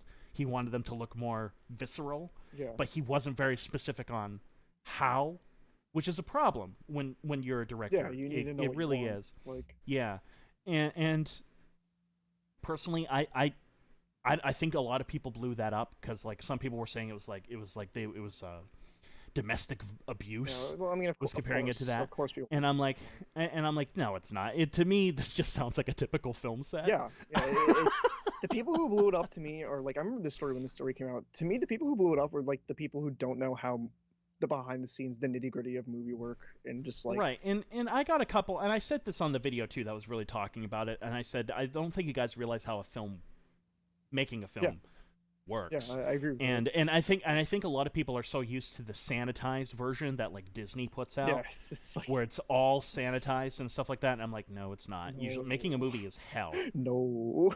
To quote Jay Bauman from Red Letter Media, making a movie sucks and it's never worth it. Yeah. But you know, that's the case of it. I enjoyed this movie quite a bit. I can't say I would recommend it to anyone who isn't already a fan of the genre. Yeah, I think this is a hard sell for like people who like. And the same with Shin Ultraman too. Yeah. I had that with Shin Ultraman. The only one of the trilogy, I should say, that I haven't. I can say just about anyone would like it was Shin Godzilla. Yeah, I agree. I agree with you on that. Yeah.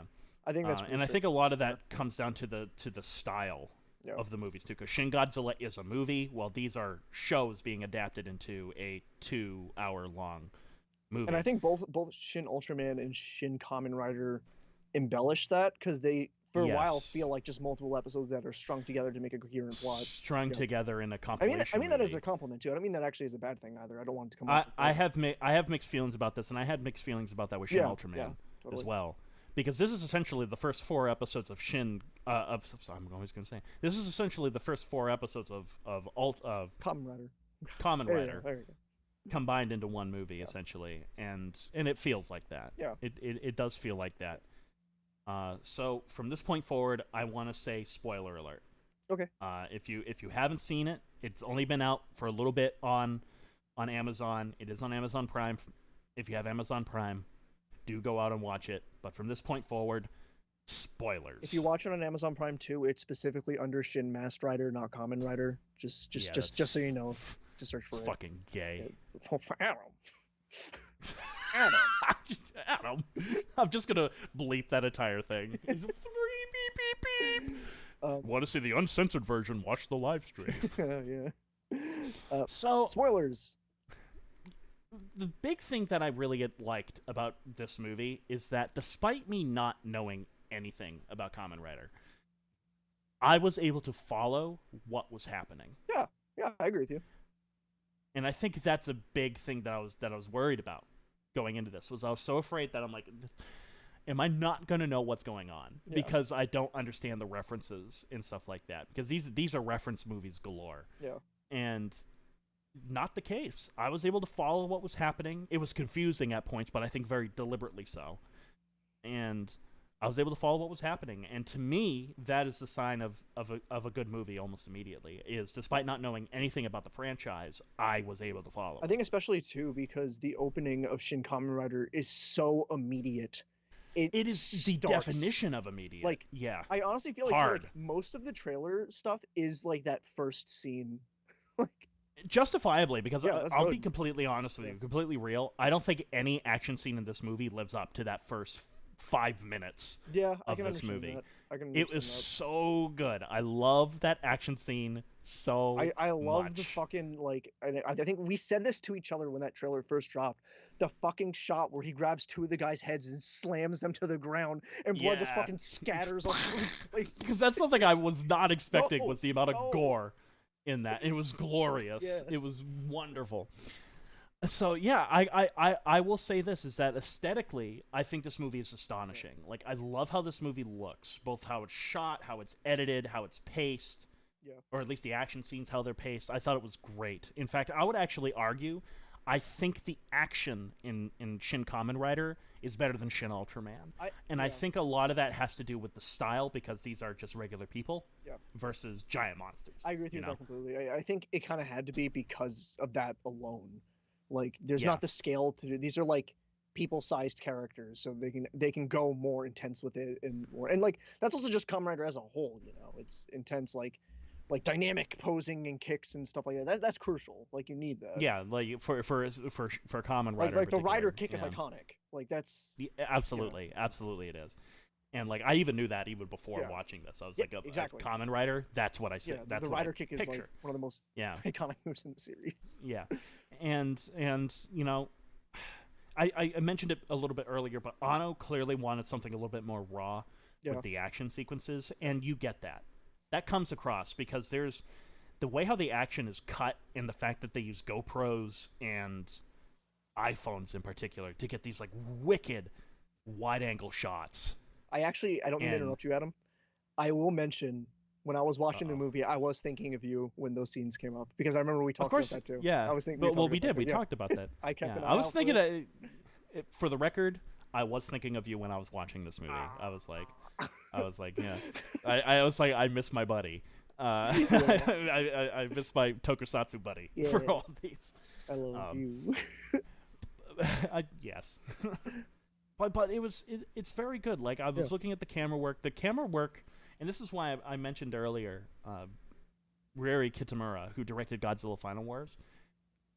And I want to know if anybody else agrees with me in the comments, because I know a few of you have seen this movie, and if you haven't, I highly recommend that you see it. It's very good. Ryeri Kitamura directed a movie called Versus, which is a zombie movie, but it's like an action zombie I've always movie, heard of Versus. Yeah. and it's wonderful. It is so good. It's wonderful, and to me, this movie felt way more like Versus than it did a tokusatsu movie. Particularly when it came to the action and the framing and the camera work, because the camera work Versus is shockingly low budget, and like there's a lot of film grain, and there's a lot of like these really experimental camera moves and frantic cutting and editing, and there's a lot of film grain and stuff like that. It looks ugly for a reason. Yeah. Yeah. And that's because it was low budget, so they used that to their advantage. Shin Kamen Rider reminds me of that. Not so much in terms of the film grain and the ugliness per se, but in the fact that they're using a lot of quick edits, almost excessively so. And Shin Kamen Rider, it's a lot of shaky amateur camera work. Like there's several shots where it's clearly them just holding an iPhone. It, like hardly any image stabilizer at all, and like some of them have like really high shutter speeds, so it's like really crisp looking, and there's not much for motion blur. And it gives this really fantastic grungy look that I loved. I fucking loved, because you see all these action movies, particularly in Marvel, that are so glossy. Yeah. And like actually, you know what? One that I thought of was the new Matrix movie. I thought that was really glossy, and I'm like, oh come on, it's stylistic and everything like that. This movie, the action. Some of the cuts were so crazy. You're like, what? Huh? Yeah. And it works because it gets your blood pumping, and it makes you want to know what's happening. And in the first fight scene in particular, there's a couple of edits that I laugh at, because I know what they're making fun or kind of poking fun at. But it has this quality. A reviewer I watched of this movie, because some guy did a review of it called High Seas, who I don't really care for but I liked this video because he called the movie unrefined fun. It's very visceral. It's very in your face. It's very experimental with its camera work, and he called it shooting without a storyboard. And that's really what it feels like. Like if you look at the behind the scenes footage of this film, you have like a high res Arri Alexa shooting it. You have a medium camcorder shooting it, and then you have some guy running around beside them with an iPhone. It's comical. It's comical, and it looks silly, but when you edit it together, it came out so good. It looked so raw, so real, so grungy, and it's like I miss that in my action films. I loved it. I really did. I don't know if you have any opinions. Well, I mean, I think that's because you kind of said it for the most part, but I think that it also helps that the series this is specifically about is Kamen Rider. I think you can get away with that with something like Kamen Rider a lot more than something like Ultraman. We talked about this already, but I will say it again. It's like you can get away with these high-paced cuts from different kinds of cameras because it fits the tone of the media it's adapting right now, you know. That's what I feel. So I agree with you for the most part on that. Yeah. Well, it's more like we want to capture the action more than let's focus on how the shot looks. Yeah, exactly. And I think that was very much the style of the original series too. Was just point the camera and see what we can do, get some crazy zooms in there because it's the 70s, and see where we go. And that's what this movie is in a nutshell. Like I love the fact that when the camera zooms in on Kamen Rider for the first time, the camera's shaking a little. Yeah. Like there's clearly somebody behind the camera. It's not clean. Yep. And I've always loved that. Like one of the things, and this is again me being a total hipster, but like I love crane shots where you see the camera jiggle a little bit because you know that it's actually on a crane. There's somebody behind that camera trying to run the damn thing. They're actually putting effort into this movie. Yeah. you know, it's not all CGI. Yeah. So yeah, you say what you will, but Yeah. I let's talk about that first action scene really quick because to me that's one of the best action scenes I've seen in a long time. Yeah. Is that first action scene and how fucking insane it is. Yeah. I love how henchmen just come out of nowhere Yeah. in in this entire opening sequence. Yeah. Yeah. Out of nowhere. I love how there's no logic at all to the physics in this opening at all. Like I don't know if you've noticed this, but you know they blow up the trucks, right? Yeah. Yeah. And the motorcycle flies off of this ledge, and it's like 300 feet down. And Ruriko, the girl, Yeah. just fine. Yeah. Yeah. You know. She was just fine Yeah. after falling 300 feet. And this is another thing too that I kind of find funny, but I think it's kind of purposefully done this way. I love how it's an obvious Ruriko dummy Yeah. that the spider is throwing over her over Yeah, his yeah. shoulder. I'm like, this is funny. This is good. This is good. I seriously think that it was done that way on purpose. I think I agree with you too. I think that I can agree with you on that too. Yeah. Yeah. Because I mean, also I don't know, if the Amazon release of it does this, because at the end of the movie ends. They actually play the original opening of Kamen Rider. I forget if it was like they redid the shots or not, but they play like the original Kamen Rider opening too at the end of it. That is in the version. I honestly I skipped the end credits. Yeah. Because I was done, but I know that it's online. Yeah. Okay. Okay. You can see that online. Yeah. They like recreated it almost shot for shot. Yeah, and which it's is what really makes me funny think and that's awesome. intentional. Is that they would Yeah. do a little tongue-in-cheek detail like that because it's very clearly paying homage to the original show. So why the fuck not? Mhm. You know? Yeah. And like I love the building exploding. First off, they shoot it from like 600 different angles, which is awesome. Yeah. The building exploding, but Hongo, who's our main character, Hongo, Mhm. he's perfectly fine when the building explodes, and so is the bike. Oh yeah. Like it's suddenly just outside. They're just Oh, outside, not a yeah. scratch. And I'm like, this is awesome. I 100% understand what they're doing. I understand that they're paying homage to the 70s tokusatsu in general. Yeah. Yeah. And I'm like, this is hysterical. Yeah. And I did at first I was kind of like, what? Like I remember the henchman showing up out of nowhere in the first one. I was kind of like, huh?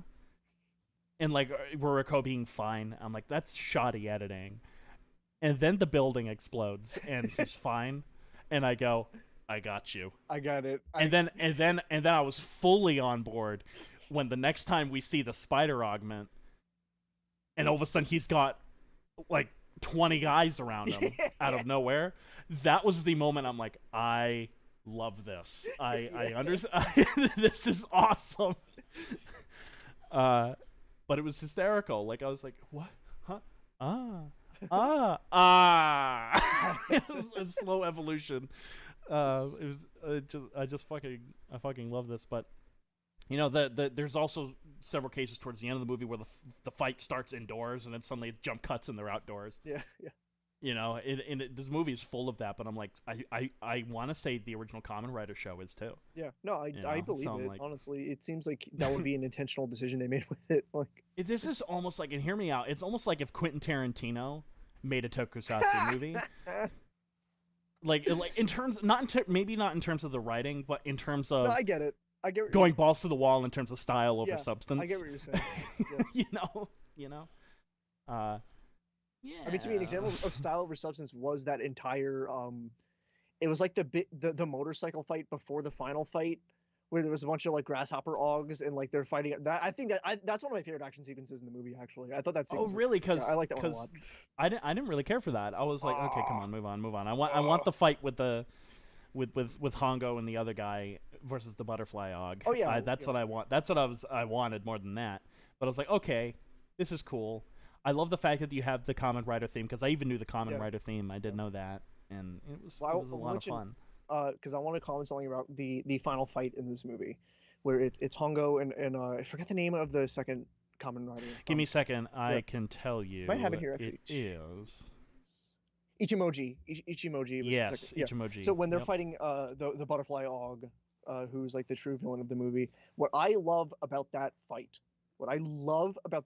is It starts off, typical like Kamen Rider fights. Like the butterfly arc is so powerful, he's pushing them away with a one punch, and it slowly devolves from that to literally, and I cannot stress this enough, and I mean this in the most loving way, two men in leather costumes just fucking grappling one another on the fucking ground. I was going to mention that goddamn same thing. I was going to mention that.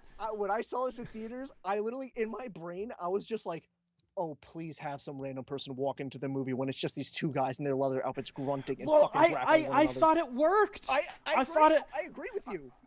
I thought it worked geniusly because I'm like, I thought it fit with the movie and like the themes of the movie. How suddenly it's like it's all big and bombastic, but all of a sudden when it gets down to this personal level, it's just these two dudes barely hanging onto consciousness. No, I fighting on the ground. That was never a negative for me. I mean that as nothing but a positive, because like I mean like my favorite anime of all time, Tengen Toppa Gurren Lagann, in its last movie, which is basically like it retells the last half of the show. They do a change in the final battle of it where that's like a mecha show for the context, where it's like a big, huge mecha battle, but the actual conclusion of the final fight becomes a fist fight, and it's awesome. It's the cool. I want to just be very vague with it. It's fucking awesome, and that's why I like stuff like that. So like I was so sometimes smaller is better. Yeah. You know, sometimes it's reining it in is to me. Better. It's also just going from grand scale. It's going from that grand scale that it's like we're at the final point of this fight. Everyone's like run out of stamina, and it's just a bare like knuckle dragger fist fight at that point. Like I love stuff like that. I love the blood coming out of their mouth, and it's like they've been beat up. Yeah. Like there's tomorrow, and I'm pretty sure there was the Anno shot where it was silhouetted on the the white drop, and you see the blood come out too. Yeah, absolutely. But speaking of that, I thought the acting in this movie was phenomenal. Yeah. I love the acting. The actor who plays Hongo is actually does amazing. There's this little bit to him that I really like, and that is, and at first I thought I was seeing things because I had vertigo, but no, it was legit because I looked it up on Reddit. They're like, no, we noticed it. He shakes. Yeah. It's almost like he's uncontrollably shaking in several scenes in this movie, particularly when Ruriko dies. Yeah. You see it a lot. And it fits because it both fits with his antisocial nature of that character, but also the fact that he's now part grasshopper. Yeah. So he's got all this energy and stuff like that. And I think it works really good. And I love how the actor doesn't play it up. It's this good balance. And it's clearly him holding in a fuck ton of emotion. Yeah. And it's just leaking out a little bit. And I'm like, that's unbelievably difficult to do as an actor. Yeah, I agree. It's unbelievably difficult 100%. To do. And this guy does it throughout the entire film. Yeah. And it's wonderful. And Hayato, that's who I know him. He's the other Kamen Rider. Yeah. I love how Hayato is basically the antithesis of Hongo. He's like the opposite. He's like fully like versed in it already. Just like I'm yeah, good. Here we go. Yeah. They're both loners. In fact, that seems to be the theme of the movie, is that these are a bunch of people who are very antisocial, very loner. Yeah. You're used to being on their own, and at least with the three main protagonists, which is Ruriko, Hongo, and eventually Hayato. Yeah. And they then need to come together, get past this loneliness of theirs, which is a very Anno thing, and team up to fight a bigger threat. Yeah, I mean, like also too, like the brother of Ruriko is that it kind of fits into his arc too, where he experienced all this tragedy and shut himself out from the world, which is very, very Anno. Even like the kind of like his end goal was kind of like the Human Instrumentality Project too, but you noticed that too, where it's like everyone is going to be peacefully asleep together and everything, and it's like, but even then he's shutting himself away from the world too, so that fits into that theme too as well with the main villain. Like villain, but like I feel like at the same time it's because you have Ichiro, he's the butterfly og. He's a loner because he feels his family betrayed him.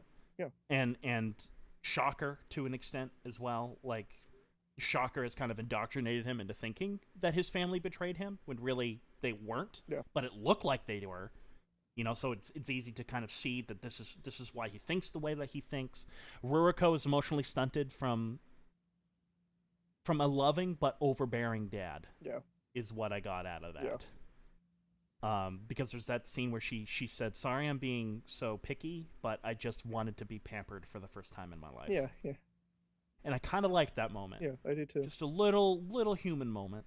And Hongo can't get over his father, who was a cop, seeming to think more of the man who stabbed him in a hostage crisis than his own family. Yeah, yeah, Which is very Hideaki Anno. yeah. That's a very Hideaki Anno thing. And then you have Hayato, who is the second Kamen Rider, who seems to think that the best way to get things done is by himself, which is why he is more in tune with his emotions, I think, Yeah. than the other two, because he's just like, no, I'm going to get this done. I'm going to do it by myself. And it also fits that he's a cameraman. Yeah. And stuff like that. So yeah, it's really cool. But moving on, unless you have something to say about that. No, I've said my piece with that, really. Out of the 3 Shin movies, I think this one has the best overall characters. Human characters, I should say. I think I can agree with you on that, just because I feel like it almost, to an extent, kind of had to. I agree. Because... And I think that's why. Yeah, because, again, these aren't, like, giant monsters. These are actual people, you know? They kind of had to be strong. I'm not saying that as like a talking down point. Not at all. No.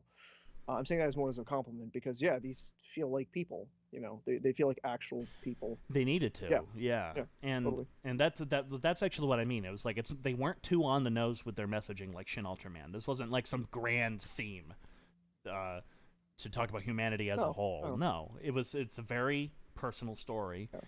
Yeah. But it also wasn't a situation like Shin Godzilla, where it's a bunch of these misfits coming together. You know, there was a very set bunch of main characters. Yeah. You know, so they sort of had to be better. But the big one is subtlety. Mm-hmm. This movie is full of it, and I think that's why when I mentioned earlier, I think Hideaki Anno was just the better director out of the two of them, Shinji Higuchi. And this is excluding Shin Godzilla. Hongo shaking Ruroko's regret when talking with the wasp Ugg. Yeah. Which I didn't think I'd care so much about, but I wound up caring because of their performances. Yeah. Hayato coming to realize that he wants to help those who helped free him from Shocker. Mm-hmm. That's good shit. Yeah. It's all good shit, and a lot of that is done in a movie where there's a lot of exposition in typical Hideaki Anno fashion. It's all done through their performance. And that's what I really appreciate about all of that. Totally. I agree with you that too. Yeah. I also think it's just a testament to show that, because like you said, there's a ton of subtlety in something like Shin Kamen Rider that also on the other side of the spectrum needs to be like slightly over the top with its action and stuff like that. It's nice to see that it has that subtlety to it as well. Well, I think it needed to, because it almost offsets it and balances it out. That's what I was trying to getting at. Yeah, does that make any sense? Because I think that's what made... I agree with you. And for the record, I think this is what made all the Ishiro Honda movies work so well, especially in the 60s. It's because you had Shinichi Sekizawa and Eiichi Tsuburaya who were like, let's go crazy. Let's make this silly. Let's have our monster do a dance. Let's go crazy. And then you have Ishiro Honda, who's very no-nonsense, going, no, that's too much. Yeah. Calm down. Calm down. So they balance each other out, and that's why I think a lot of those, particularly in the early to mid 60s movies, work so well. Yeah. And they have this great balancing act, and I think this movie is no different, and it needed to be, in my opinion. I agree with you. Yeah. 100%. Let's see. I do really love. Okay, so sorry. Moving on. The whole movie is extremely episodic, which I expected because of Shin Ultraman. Yeah, I'm with you on that camp too. Yeah, I don't know how you feel about that. I don't mind it. I think these did it better than I've seen in other stuff try and do something like that. But I also think it also helps because it kind of pays respect to the fact that these are based on television shows. I feel like if it was something like, I don't know, if like Godzilla tried to do that, to me, I feel like that's just, I don't think that's the... I don't think it would work either, which is why I think Shin Godzilla is structured the way that it is. Yeah. is because it's based on a movie, Yeah. inspired by a movie. Therefore, we're going to structure it like a movie. Shin Ultraman and Shin Kamen Rider, based off shows, not just any shows, but shows from the 60s, we're going to structure it like a show from the 60s. Yeah. Yeah. And I gotta say, I was more prepared for it here than I was with Shin Ultraman. Mm-hmm. So I was expecting it. And I think that structure hurts the movie. Hurts both movies, actually, tremendously. Okay. And I think it's what keeps them from reaching wider audiences. Other than people who are already obsessed with tokusatsu and kaiju shit. And I'll get into a little bit of that later. I do love how this movie just jumps into that action scene. Yeah. Like, no expedition, nothing. You're just in it. I do love that, but that's also very, very Hideaki Anno too. Is you just jump right into the middle of it with no explanation of where we are, what's going on, what's happening, and we fill in the gaps as it goes along. Yeah. Yeah. That's very Hideaki Anno. Shin Godzilla does that. Shin Ultraman certainly does that, and I was going to say probably more importantly out of all of them, Evangelion does that. Yeah. With the first episode, like there's no tomorrow. Yeah. Oh yeah. Yeah. So yeah, that's pretty good. I just wish this movie was probably about 30 minutes longer. I think if this movie had about 30 more minutes, it would have been a better or a more sound, just movie. I think the biggest detriment of this movie is that it feels like this is what I have wrote down word for verbatim, and I was taking these notes as I was watching the movie. All right. Okay. All right. It feels like I've stepped into the Game of Thrones series 2 episodes before the first season finale. So I feel like I'm missing something, especially when it comes to the characters. And that's the one criticism I've heard generally regarded from not just this movie, but even Shin Ultraman and even Shin Godzilla, even though I disagree with it with Shin Godzilla, is that the characters are extremely lacking. And I half agree with it. Uh-oh. I think I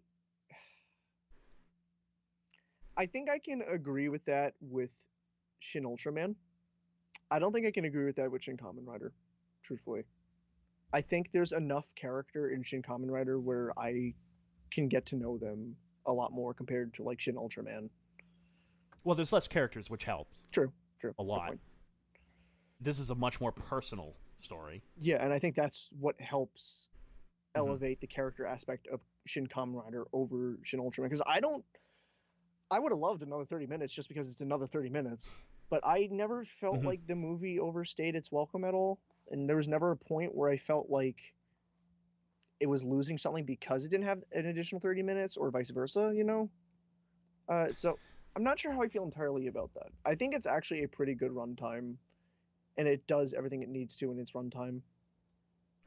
Well, I want to agree with you so bad. I do, because what we get is great. Yeah. But I wanted more. Oh yeah, that's the thing is like I would not scoff at more. I would not scoff at more. But the thing is like from what is there, I think it serves its story and what it's trying to tell and its purpose. But and for the record, what I mean by that is the big one that I say this needed to be fleshed out more. This really needed to be fleshed out more. Was the relationship between Hongo and Ruriko. If we had Evangelion moments where the two of them just doing trivial work, just wandering around Tokyo, being themselves. Yeah. I would like it more. I would care about them more. I would understand their relationship more. It would make scenes where she goes, "Sorry, I've been such a pain. I just wanted to be pampered." Yeah. It would have added more weight to a statement like that, in my opinion. Yeah. Like I would have loved, like you remember in let's see, in Evangelion 3.0 plus 1.0, you had the scenes where Rei was just sort of wandering around this village. Oh yeah, those scenes are great. Yeah. I wanted that. Yeah. And I can get that. I wanted that. and I think this movie, especially with the smaller characters, it would have justified that stuff. Would have been able to justify it Now, my one a bit thing more. I will say about that Uh oh. is not it's not necessarily a disagreement. It's just a the reason why I think those scenes work so well in Ava is because it's Ray specifically. If it was any other character, like obviously I would enjoy it, but it's the fact that Ray is kind of learning how to just be a person and how to be alive and get her identity as well. So I don't know, it's tough because I really really like those scenes with Ray in Thrice Upon a Time, and I would not be against again. The whole crux for me is that like I would not be against more stuff like that in Shin Kamen Rider, but I don't feel like it not being there like took too much away from me personally. Because I half agree with you. No, I got it. I got it. Like I got you it. know, like I'm like because I like what's here. I just wanted more. Yeah. And I felt like something was missing, only because it wasn't there. Because I want to say this: the actors who play Hongo and Ruriko have amazing chemistry together. Yeah. Amazing chemistry together, and I wanted more of it. Yeah. I wanted to see them interacting more outside of this crazy universe. Yeah. You know, I would have loved to have had a scene where Ruriko goes, "I'm going to buy a new dress." Mm-hmm. I think Anno is at his best when he does stuff like that. Like I love the scene of her explaining. Her telling Hongo, revealing all this stuff to Hongo because she finally feels comfortable with him, and Hongo revealing stuff to her because he feels comfortable with her. Anno is the best when he's doing stuff like that. Yeah, yeah. I think that's when he's at his best, and to me, those are my favorite scenes of the movie too. Not as much as I love the over-the-top action scenes. I love these little tiny character moments. Yeah. I wanted more. Yeah.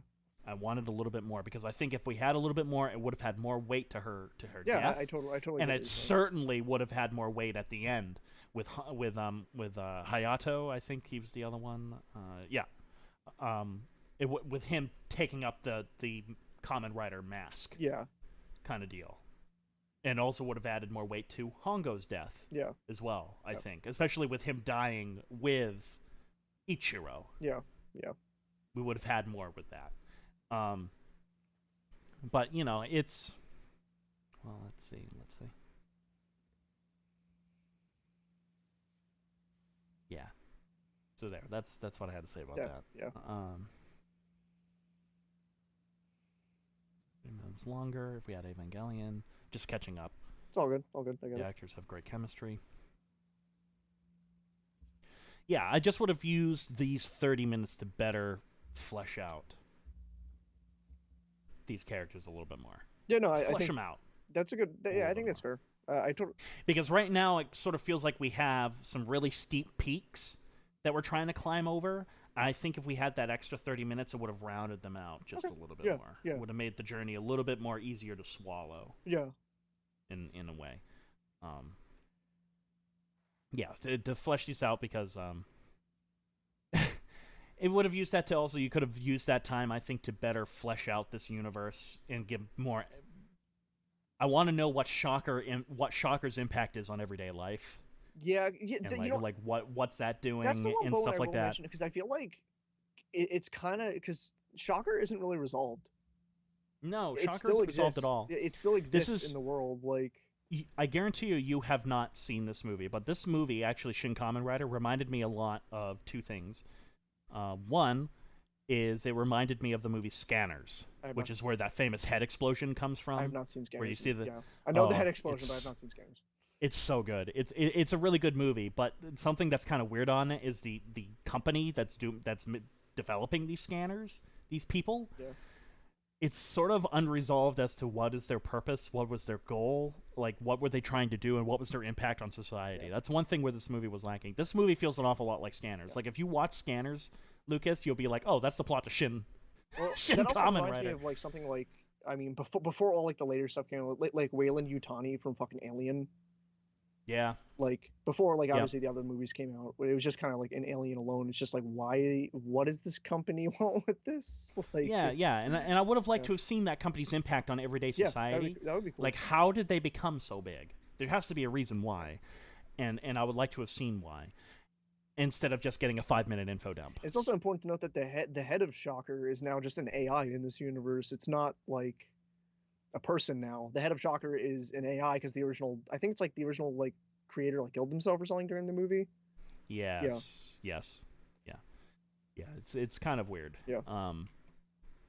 But the other thing that this reminded me of is that Shocker kind of reminds me of the alien invasion from Godzilla vs. Gigan. Oh, okay. Because in Godzilla vs. Gigan, the aliens are constantly saying, our goal is world peace. Yeah, yeah. And in this, they say, replace peace with happiness. Yeah. Well, what does that entail? You know, and it kind of reminded me of. Well, that was like that. also in Shin Ultraman with Mephiles, because he wanted like that was his goal too. He wanted to have peace on Earth, but it was really just him enslaving Earth because he was a higher being compared to Earthlings. You know, it would be like more like he's the master and they're like all his pets. He and stuff was like that. he was playing God. Yeah, yeah. And doing it in a very literal way. I don't think Shocker is quite like that, Yeah. but the goal is kind of the same. Yeah. It's actually very similar to Sele. Yeah. From Evangelion. Yep. Which is very good. That iced coffee is really hitting the spot right now. Nice. Okay. So with that in the plot and everything like that, this like Shin Ultraman and Shin Godzilla, this sets up a lot of stuff that just doesn't pay off, but I think done very deliberately. Yeah. Because it's almost like this film is a story set within this universe more than it setting up a universe. Yeah. Yeah. I agree. Does that make any sense at all? I get what you're saying. It's like we've been literally like dropped into this world, and we're not going to see conclusions of these pieces because we're just in the middle of something that's already happening. You know, like it's. Yeah, I completely agree. Yeah. And I want to see more movies like that actually, because I think another movie that did this really well was Pacific Rim. Yeah. Yeah. Pacific Rim the first one did this really well. I mean, the first one's the only one, but the other ones don't exist. The first one the other ones don't exist. No. No. But I really love how like you could probably do about 6 other stories. You could do a story about the lobster lady. Yeah. Outside of this universe, like what the hell's going on with it? You could do a movie about what the hell Bat Guy was doing. Guy was insane. I loved the Bat Og. My friend much. was losing his mind at the Bat Og. Like, oh really? Yeah, like he in a good way. He was just like chuckling. Like just the visual of it is so absurd. The visual is absolutely absurd. It's absurd, and he was like, I just kept looking over. Like I see him because I know how he reacts to things. This is my friend Austin. Yeah. I don't know Austin if you're watching this, but he will like latch on to something and be obsessed with it. It's just like that's all he'll be thinking about for a bit. and I love that. I like that more than the lobster or the crab Og. Yeah. Though I do think it's really comical how she dies. Yeah. I love how it's. I love it how it's what's his name? Is it Tachibana? Or something like that agent, and he's just sitting there, and you just hear it off screen. Her screaming bloody murder while you just hear all these gunshots going off, and I'm like, this is hysterical. I totally forgot about that till that fucking Og dies. And everyone says the only reason why that's in there is because it's kind of more of a reference to Cutie Honey. Oh, is it really? I want to watch Cutie Honey. I haven't watched it yet. It's kind of a reference to that, and it's just Hideaki Anno being horny again. And I'm like, okay, that's really funny. Yeah, my friend wants me to watch Cutie Honey so bad, and I want to watch. I just haven't had the. That's Anno. But that's Anno. I forgot that Og is just introduced as if she's gonna be like the next big threat. Villain. She's introduced. Just fucking gunned off screen. She just gunned off screen. Like I love how violent this gets too. Like I love how the Bat Og. How do they defeat him? They just shoot him in the wing. They just shoot him with a shotgun in the wing, and I'm like, this is wonderful. And then he's like flopping around all over the place trying to fly away, and I'm like, this is absurd. This is great. This is why I love this stuff. Though. Yeah, this is why I really enjoy it. And I really liked it. Yeah. I did. Yeah. I really liked it. It's awesome. Like it really is just like this is stuff I just like inherently, and it's like to see it on a big screen it means the world to me because it's just like you get all this like Hollywood slop, and the fact that I now we live in an age where we get stuff like this, it makes me really happy, honestly. And if I may just interject with this here too, because this was the first time my friend group and I were usually really good at like locking in tickets for stuff like this. Shin Kamen Rider was the first time we got fucked. The screenings went up, and we're usually really on point with it. We knew the date the tickets went up. We go to order tickets. Well, the date was like a Saturday or something when tickets were supposed to go up. But I guess the theaters listed them early or something because when we checked that day, the theaters almost fucking sold out. Ooh. To the point they opened up another show. Like we originally bought front row Yeah. tickets because that's all we can get. But then they're like, "Hey, we're gonna do more additional show that night because it sold out." And like we jumped onto that really quick. But I thought that was really cool. That it's like of all the things I've gone to, mind you, there were smaller theaters because it was not like a big budget like Hollywood movie. Right. Of all the things that I've struggled to get tickets for and actually really experience a sold out show for, Shin Kamen Rider? What? I love that I live in this world. Yeah, because also sometimes. like at the theater too, there was so many people wearing Kamen Rider shirts. And apparently, and this is I'm gonna be very gentle with this because I don't want to come off mean. Because there were two theaters, and the first one we went to was the first showing that we ended up jumping to the second one.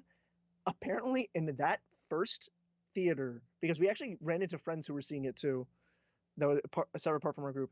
That first theater was apparently filled with like actual Kamen Rider dorks who were like singing along to the OP in the movie. And hey, I get it. I love my stuff, but when I'm watching a movie, you shut the fuck up. Okay? Well, I don't know. What if we went to a theater for the 50th anniversary of Godzilla vs. Megalon? But I think You that's mean to tell me different. that you I wouldn't think that's be different. singing the Jet Jaguar song at the end of that movie? No, hold on. No, that's different. That's not a new movie. That's not a brand new movie coming out. That it's like very limited screenings shit. of. Okay, that's different. I'm gonna argue with you on that one.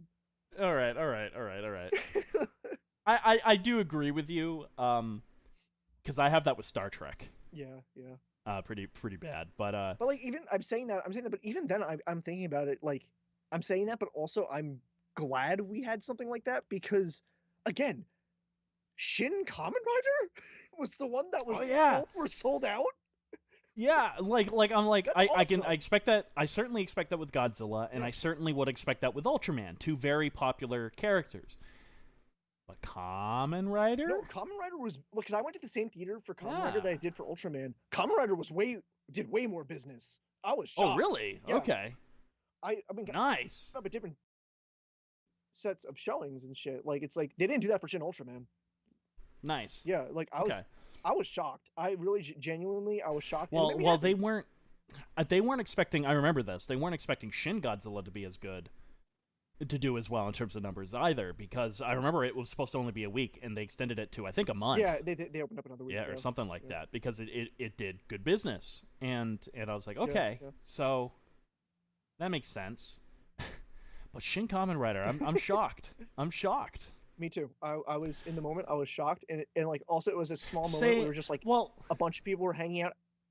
let me What's just up? say this. I guess you can say that having your movie theater packed and having to do another day because of how packed it is, I guess you could say that that's kind of a shocker, if you will.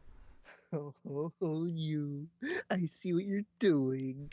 Okay, end the stream. Cuts to black. We're done. Fuck. Oh my god. Oh, but yeah, fun movie. Yeah, no. I heavily enjoyed it. I enjoyed my time with Shin Kamen Rider. So I guess we kind of did just say our overall thoughts for the movie. Yeah. How would you rank these? How would you rank the trilogy? This is hard. It is. Well, let me ask a question. Are we ranking Thrice Upon a Time too? Because technically, in Japan, that's considered Shin Evangelion. Are we ranking that? I don't like to call it that because that's a part of Okay. a different series. So I go. Yeah. because that gets way harder for me because I have super emotional attachment to that Same, movie. So same. it's like, so for ranking, I think Shin Godzilla is still the undisputed king. Haha, very funny. Um, I still think it's the best one of all three. I just I can't not say that honestly. But now it's tough. This is tough because I really like Shin Ultraman and I really like Shin Kamen Rider. Yeah. But I think I have to give it to Shin Kamen Rider just because of the more film aspects to it. Honestly, the more cinematic aspects to it that I have to give it the edge over Shin Ultraman. But it's very close. It's very close between the two of them for me personally. I had this debate too because I do like Shin Ultraman, but to me it wasn't. It was a lot more clear cut for me. Yeah, Mine goes Shin Godzilla is the undisputed best, yeah. and It's like what are we I saying? would argue it is leaps and bounds better than Ultraman or Kamen Rider. Um, Yeah. but my number two is Shin Kamen Rider followed by Shin Yep. Ultraman. Yep. Yeah. Uh, Yeah. That's yeah, and that's not knocking Shin Ultraman. It's no, just no. I really liked the cinematic elements Yeah. in the characters of Shin Kamen Rider. As crazy as Shin Kamen Rider is, Yeah. there's those characters that feel a lot more grounded. As you said, that action scene where it just turns into these two people just writhing on the ground. Yeah. Yeah. That's not in Shin Ultraman because I think Shin Ultraman is a much bigger movie.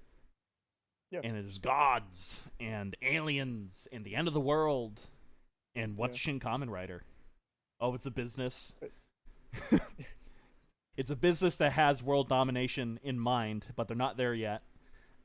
And our protagonists don't know how to be kind to one another and Yeah. themselves. Whoa! Whoa. Heavily enjoyed. Was very happy to see it. Hongo is a socially awkward dork who now has to deal with the girl Ruri. It's like bad, like American trailer for Really it. Like, insane. Yeah. but what? There's a second Kamen Rider. And Hongo is dubbed by Roy Schneider for some reason. Uh You know what I watched recently? oh. This is a little off This topic. is yeah. All right. What was it? I had no fucking clue about this movie. Have you heard of Kung Pao Enter the Fist? Yes. I did not. I know love what that this movie. was. I did not know what it was, and I was absolutely flabbergasted watching it. It's And the fact that that was released into theaters. At some point it's here. similar. I could not believe It's it. done in a similar vein to a Woody Allen movie called What's Up, Tiger Lily, and where it Yeah, took a bunch yeah. of Japanese yakuza movies and just dubbed them Yeah, and made them ridiculous because of the dub. I just like I couldn't believe Yeah. that was in American theaters at Yeah. some point. I really because I'm also saying that as a compliment to the movie too, because something like that now, barring the jokes now that would probably not fly, that was so like an Adult Swim Oh thing, yeah, if that makes it sense. 100% I could is. see that being an Adult Swim like short that airs at some Yeah. point. And I was like, that was I honestly like will throw a bone after watching it. That was like kind of ahead of the curve. Like if that came out a few years later as like an internet thing, I think that could have like blown up with something like Too I Many do Cooks. too. I think exactly. Yeah. I think that was ahead of its time, and because of that, it didn't do very well. And No, no now fucking it's way. an extreme cult classic. Another movie that Yeah. I think that had this happen really bad. There's two movies, and both of them ironically are Mike Judge movies, aka the King of the Uh-huh. Hill guy. Um, Yeah. both I know what Office Space and Idiocracy are two movies that I think Yeah. were way ahead of their time. And had they come Yeah. out like 5 to 7 years after they did, they would have been bigger hits. Yeah. But they were just way. Office Space is definitely well regarded. Yeah, now. oh yeah, it's Like- it, like- both films yeah. are cult classics Yeah. because of it. Like Kung Pao Enter the Fist is the definition of a cult classic. And I yeah, lost my fucking mind. I just want to say one joke about that okay, movie. okay. It's literally in the opening scene when he's a baby. He gets tossed down a hill, and a woman finds him. Like he rolls in front of a lady, Yeah. and the lady picks the baby mate. Oh, so cute. And then drops him down another Yeah. fucking hill. It's And like that movie, it's genius because that movie is nothing but already existing footage from other Shaw Brothers Yeah. kung fu movies.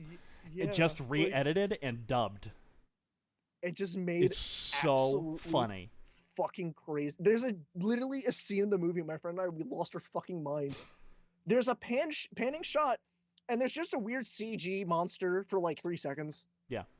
It's never acknowledged. Very Monty Python. Yeah. It was very good. Somebody and I wish I could find it, but it doesn't exist anymore. Apparently, it's one of those things lost on YouTube. But when in the heyday of YouTube, somebody uploaded in full. Well, it had to be in parts because you can only upload 10 minutes at a time back then. Yeah. But in full, Godzilla versus Monster Zero. But it was called Godzilla versus Monster Eggs. And it was a dub of the movie where they just tore it to shreds. They made it in, they turned it into a comedy. Oh my god! And it was just insane. a horrible dub. Like Nick Adams and Akira Takarada's character, the two astronauts, they just modeled them after Beavis and Butthead. The sister that's looking to get married is secretly a transvestite, and she can't tell Goro, the inventor, that she's a transvestite because he'll dump her as a result. Yeah. And I love the little portable thing that he has is actually just a portable radio that plays nothing but Nirvana songs. and it's Nirvana that kills the aliens because like I love the scene. The only line that they kept identical from the original movie was "You rats, you stinking rats! What did you do to her?" They kept that line intact, and I'm like, yes. But it was hysterical because they literally did the entire movie, Lucas, from beginning to end. New sound effects, new music, and everything, and it was awesome. I just like it just made me think of that movie and just like how like that was super ahead of the curve. Like if that came out like years later, that I think that would have been like a trending hit video. It would have. Yeah. It would have worked as an Adult Swim miniseries. Yeah, totally. Yeah, 100%. Totally. But that's Shin Kamen Rider.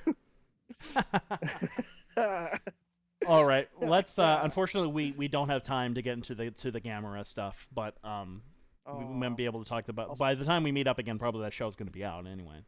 I'll say my really quick feelings on it. It looks cool. Sure. Oh, you can't see my thumb. Shit. Oh fuck. No, a little more, Lucas. Fuck. Damn it. Yeah. There we go. That's the thumb. That right there is the thumbnail for the Shin Kamen Rider review. I'm gonna edit out of it. No, go one step further. Upload our expectations for Gamera Rebirth, and it's just that clip. it's like 1 minute long. Yeah. No, it's like only a few seconds long. It's like them killing the aliens with country music and Mars Attacks. Yeah, except it was Nirvana. I gotta rewatch that. Mars Attacks is so good. I gotta it's rewatch so that good. I don't care. I know a lot of people shit on that movie and think it's when a lot of people cite that movie as being the moment Tim Burton started going off the rails. That movie is another. That movie is another case of a movie that was made for me. Yeah, I love it so much. Ack. So funny. They blew up Congress. Oh shit. Well, Lucas, I want to thank you so much for joining me. I had a blast tonight. Of course, me too, as always. Yeah, absolutely. I miss hanging out with you guys. I still do. Yeah. But Lucas, we'll see each other. We will. We absolutely will. Of course. Lucas, if you would like to pimp yourself out, now would be the time to do so. Certainly. So, let me do my outros. Usually, I do want to pull up. Hey everybody, my name's Lucas. I'm the little humble host of Pow Pop on YouTube. You can find me there, or you can also find me at lscribblechack, at Pow Pop on. It's X now, not Twitter. I forgot. I kind of forgot. Yeah. I forget too. It's so fucking stupid. But you can find me there. I post art there a lot too, and I will also plug right now because I said it at the beginning of the stream, but I do want to plug it here again. This Tuesday at 8:30 a.m., I'm going to be doing an event stream for the 9-year anniversary of Five Nights at Freddy's. It's the Five Nights at Freddy's 9-year anniversary draw-a-thon where I am drawing 100 plus characters in one sitting throughout the day. You can come in, chill, hang out. I'm just going to be goofing, talking about that series and all that stuff. I'm sure other topics will come up too, but I would love to have you there. It would mean a lot to me. There's even a trailer on my channel right now if you want to check that out. It's just a short little thing for fun, but I hope to see you guys there too. And then after that, I should be doing normal streams again. I hope. But yeah, that's me. That's me for right now. I'll definitely be tuning into that as much as I can. I think I'll actually be at work while you're doing that, so I'll be able to kind of have you on in the background. Yay. You can subscribe to Lucas. A link to his channel is in the description below. You can follow that Please link do. and subscribe to him. Also subscribe to me if you haven't. This is where you put like the image of like the likes versus the subscription versus non-subscriber thing that YouTubers do. I'm thinking a lot of you guys aren't actually subscribed to my YouTube channel. Look, I have the thing to prove it. Great attendance tonight. Great attendance tonight. All joking aside, great attendance tonight. Great interactions in the comments. Sorry we couldn't get to all the comments, but we wanted to talk, and I haven't talked to Lucas forever. I hope everyone enjoyed it. Yeah, I hope everybody enjoyed. I don't really need to pimp myself out because this is my channel, but all my social media, along with everything else and other videos to watch, are in the description below. And again, thank you so much for joining me, Lucas, and we'll see you guys later. And I'll definitely be seeing you on the next A&P live stream, whatever that is. Oh, yeah. All right. Yeah. Peace out, guys, and have a good night. That sounded like a question, so I'm just going to say that again. Have a good night. Have a good night. Have a good night.